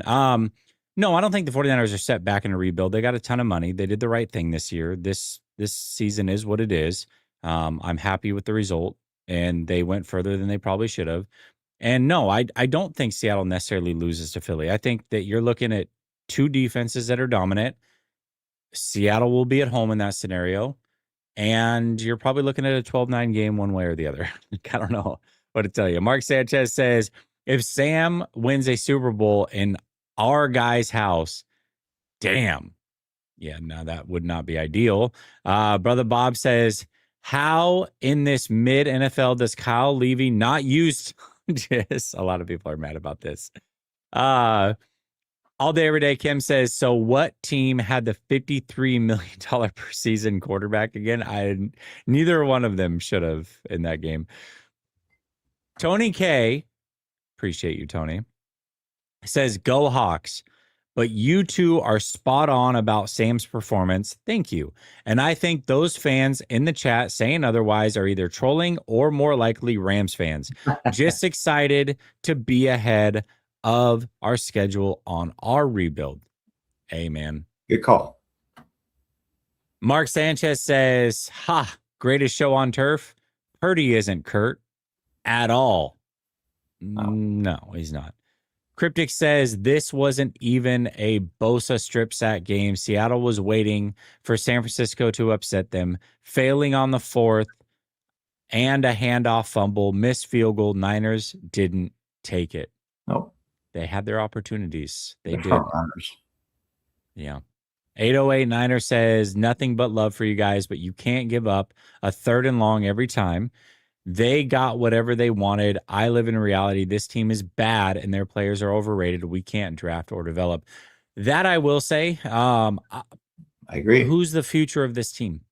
Who's the future core of the team? There is no future core. There is no future core. That's a problem, David. We don't have so that's I know we got to get like I love that comment. Like we've been talking about, Jesse and I have been talking about this till the cows have come home all year long. We've been asking that rhetorical question of like, who is or who can you hang your hat on? Nobody. I don't know. Fred Warner, Nick Bosa, Trent Williams. See, these are old dudes. Like these are guys who are banged up. These are guys who are like have their best is behind them. Like this is not a team. that you're building upon. And you can say, oh, I got all this money from Brandon Ayuk and all this, the guarantees and yada, yada, yada. Cool. In a salary cap that's exploding, how much is that? Like, what do you, who is it? And how much is that going to go towards players that can actually help you win? Like, I don't know. It's a great question. Boxing fan says Scuba Dave. He's talking about Lombardi and his swimming, I think. GTC Real says Fred Warner is the best parkour linebacker I've ever seen. Fair. Hear Meow. Nice. Seahawks, let's go. Congratulations to your team. I hate them. Rart22 says, or Rheart22 says, can we get off Salah's D? He's sucked for 3 weeks. So disappointed in this game. We just lost a terrible Sam Darnold offense at home. The offense also sucks really, really bad. So we should probably blame them because they only scored 3 points. Just Brother Bob says, where are our other drafted wide receivers the last 2 or 3 years? Yeah, where's Jacob Cowing? That's all I heard about. And Watkins and Gray and Watkins been a healthy scratch all year. Danny Gray is gone. And Watkins has a catch this season, I think. One. Oh yeah, sorry, one catch. Yep. Jesse, I'll go do push-ups for that. My bad. Sal Jeezy says no Watkins or Sky Moore as a vertical decoy. They couldn't have done any worse than Robinson or whoever was out there tonight. Shaking my head. Kyle failed again, shaking my head. So bad he had to shake his head twice. Yeah. Mark Sanchez says if we got 3 more field goals, it would have been 22-3. It's very true.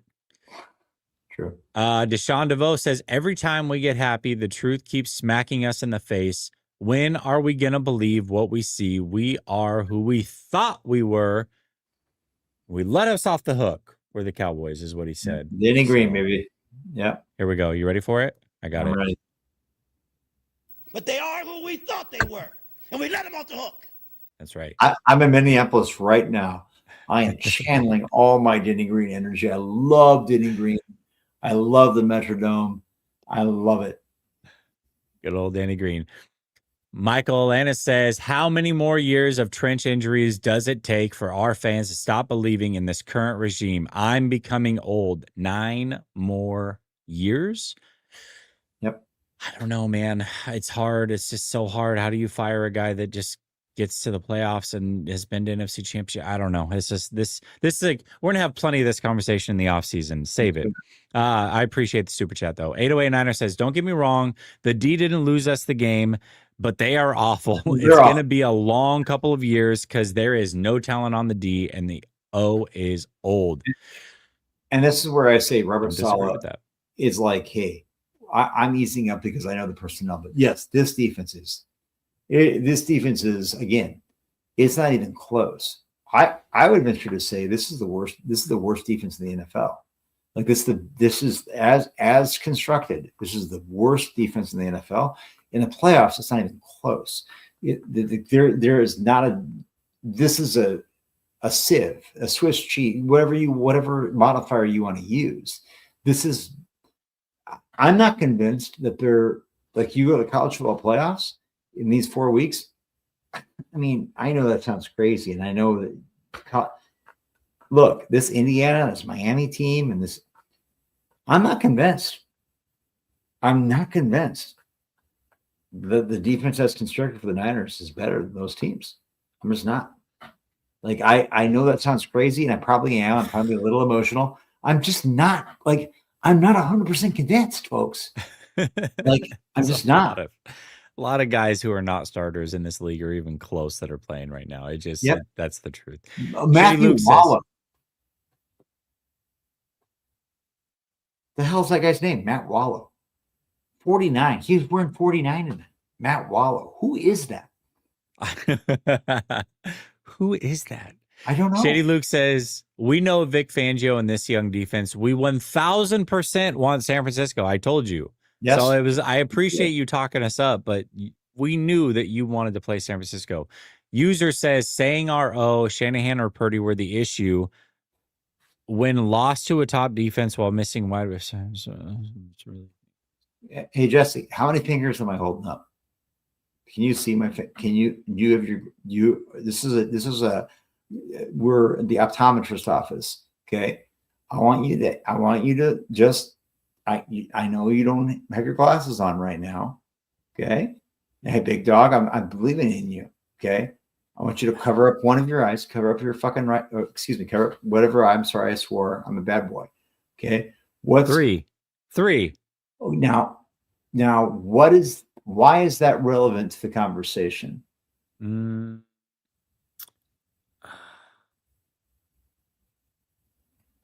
Because the 49ers scored 3 points. Ding, ding, ding, ding, ding. You were a genius. I always knew you were the smartest boy I ever knew. You were such a good boy. You were so accomplished. Okay. I'm a smart guy, David. Use your I'm a smart guy. XNR, which by the way is unreal. And thank you for the $10. Brother, casual idiocy. Now, again, okay, so I'm gonna be a little bit bite the hand that feeds you here, but you gave it $10, and now you're telling us we're idiots because we shouldn't blame the offense for 3 points in a game, averaging 4 yards a pass, 4.1 yards a rush, getting doubled up on yardage in total, no matter how you slice it. That's balls. That's just garbage. So we've said, Jesse and I feel this defense is absolute trash, no doubt about it. But so is the offense. This team is an absolute poser. So cool. And how they were missing wide receiver 1 and 2. What? In what? First of all, Ayuk hasn't played all year, so so now it's an issue. It wasn't a problem when they were scoring 40 something. Yeah. And Ricky Pearsall, I guess is wide receiver 2. Wait a minute. But he's done nothing in the NFL. Really, he has 0 touchdowns the whole season. Hold up. Seahawks 0 are missing touchdowns.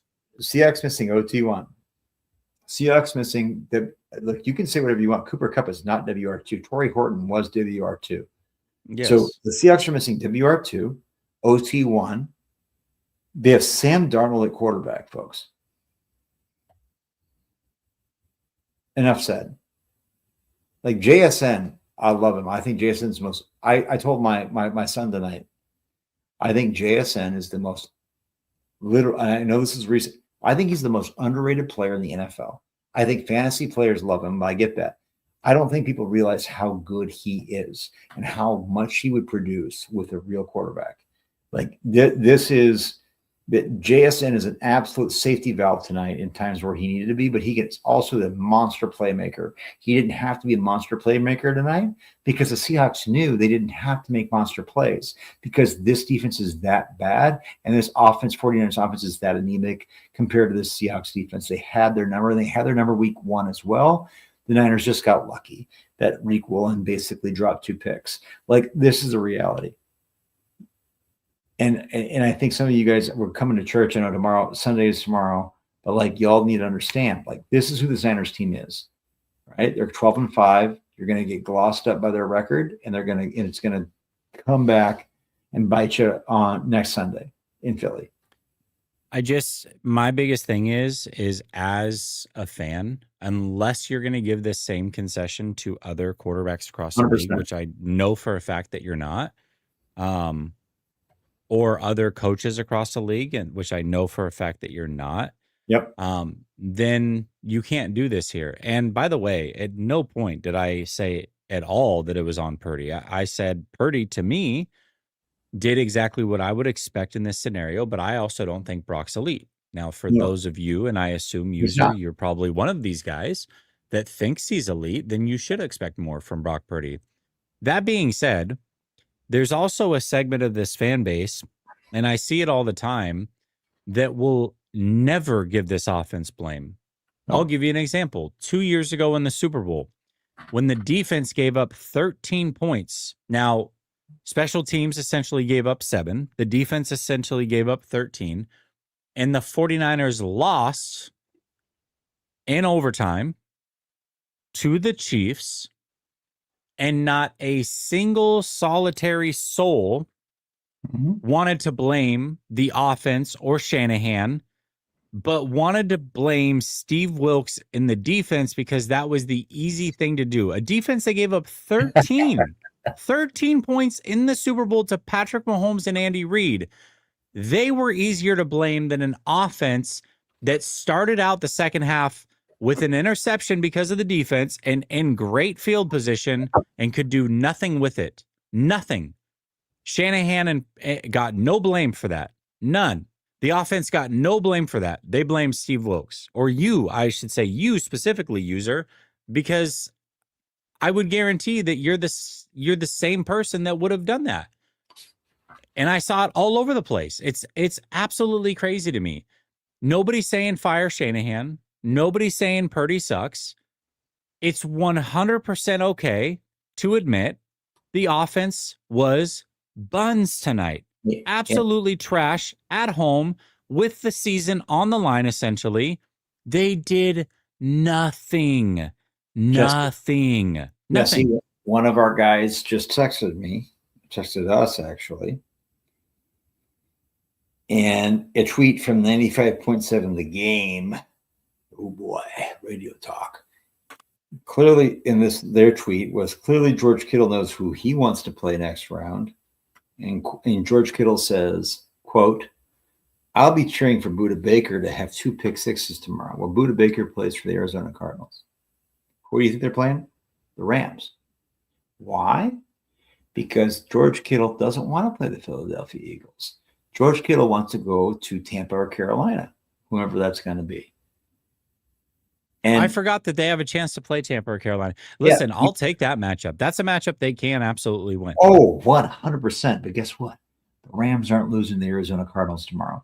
And so for George Kittle, I mean, you'd be thinking after a game like this, the fact that George, I'm not even ragging on George for this, but like Kittle's afraid. But it does peel back the curtain of what they actually think of of themselves. He's afraid of Philly. And he's what just okay. So Jesse and I have been talking this, right? George Kittle is telling you what we're telling you. George Kittle is saying what we're saying, but we're not fans. Like y'all, come on, man. Like Shady Luke says also, Jesse, you're smart. Oh, I appreciate that. Kiss my ass. That's a great way to get on the screen.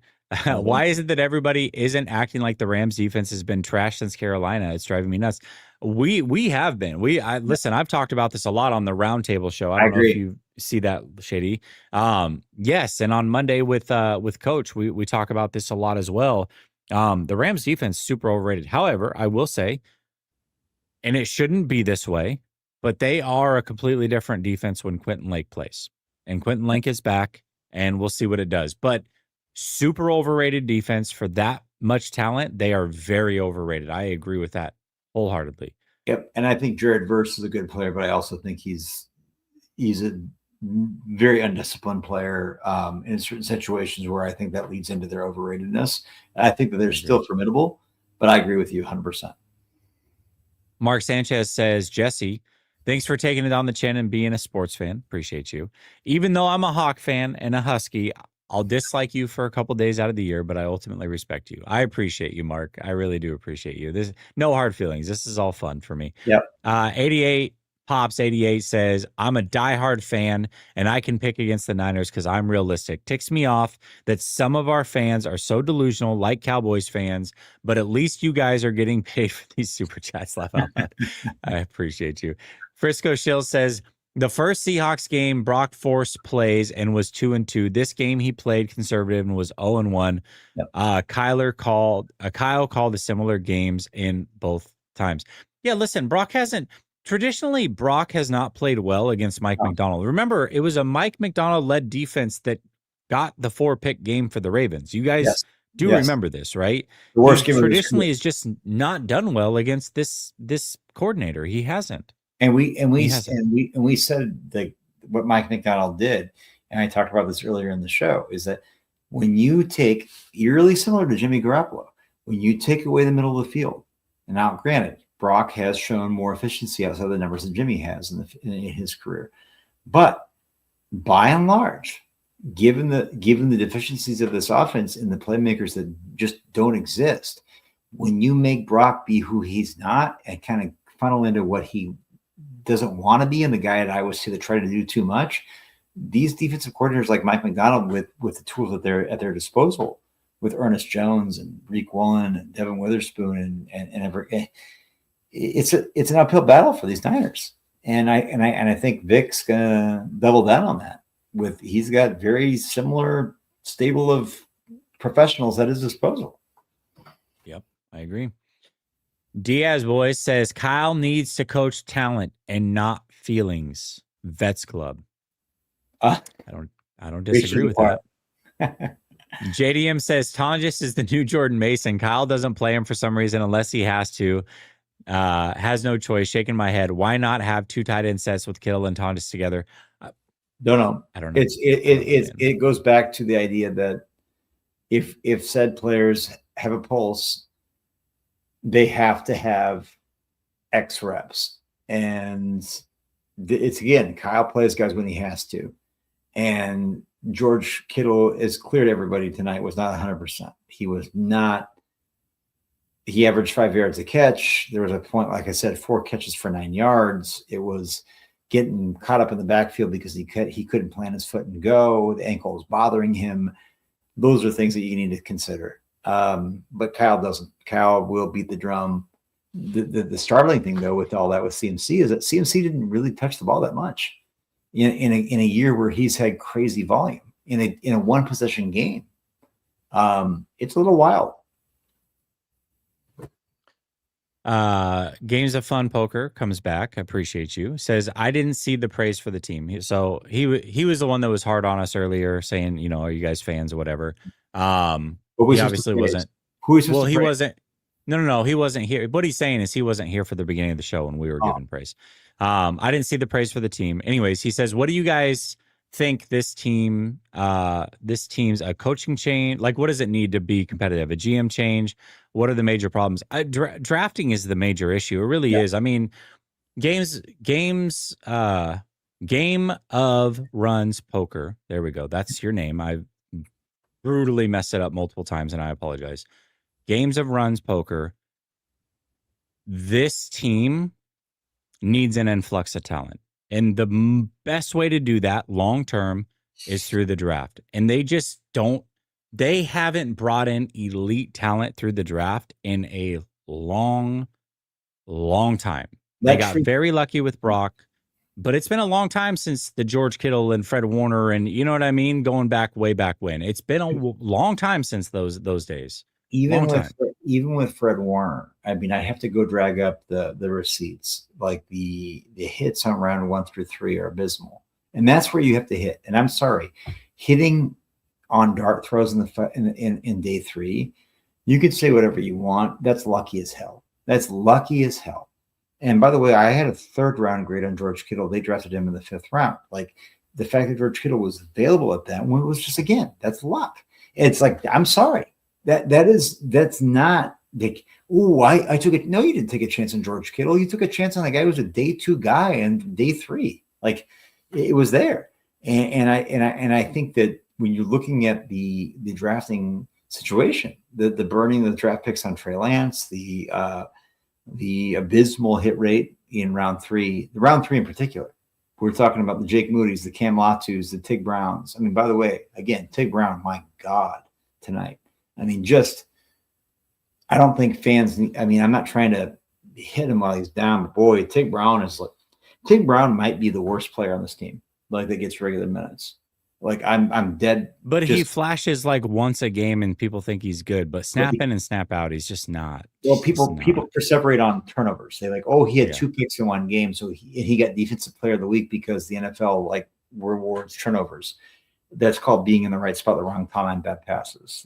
That doesn't mean that you know what you're doing. And I think that, like as Jesse said, the question is from you, Game of Runs Poker, is what's the change? A coach, a GM. I think Kyle has shown what he can do.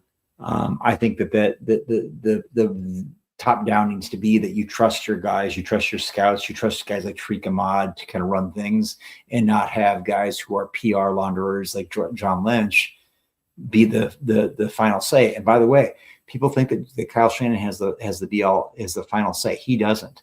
Like, Kyle Shanahan has a lot of power, but Kyle Shanahan is not just like the kingmaker to the point where he says he signs off on every pick. It's just not the case. And John Lynch has a little too much power, and I think it's probably time for John to. I mean, we've been saying it. I think John needs to be put out the pasture, to be quite honest. I don't think he's the guy. Yeah, I mean, I don't mind him staying in the organization, but he's not a GM, and he gets circles ran around him every year. It seems like they have reach after reach, overdraft after overdraft, and people can say what they want. Oh, the big board, the big board, the big board, but the big board is not perfect, but usually averages out to be way more right than people want to admit. And the 49ers are so far behind the big board with some of these picks and these reaches. It's absolutely egregious. Absolutely egregious. They did it again this year. And where is the influx of talent? They're getting second and third tier guys, but that's not how you do it. You fill out your roster through free agency, right? Like, you fill out, you go and get those final pieces through free agency, but the 49ers have missed so often on their picks that they've had to fill out their talent through free agency and then got the second and third tier guys through the draft. That's not how you win long term, and that's where the 49ers are at. So they got to draft better, and if that's on John Lynch, then he's the one that's got to go. T-Gun says Myles Garrett has 3 more sacks than the Niners' whole team with 1 game to go. What an embarrassment. There was actual takes out there, by the way, that said we wouldn't miss Bosa because he doesn't do that much. Shady Luke says, wait, Kittle said something about playing Philly. No, he basically said he wants to play the Bucks or the Panthers. So, by the way, George Kittle just said, which I love it, and David Lombardi tweeted out to give him credit. George Kittle takes no offense to the Seahawks celebrating and smoking cigars in the locker room. Quote, George Kittle said, I would do the same shit. Of course. And he shouldn't. Nobody should be upset about that. 100%. Nobody. Anyways, listen, we just went 2 hours strong. David, I appreciate you. Everybody in the chat, I appreciate you. I'll be back Monday with Coach. I hope you guys have a blessed evening. Sorry, 49er fans, it didn't go our way. Seahawks fans, congratulations. We are not sore losers here. You guys were the better team. We'll see what you guys do in the playoffs. Good luck to you. Sam Darnold is still buns, however. Have a blessed rest of your weekend. Talk soon. Much love. Peace.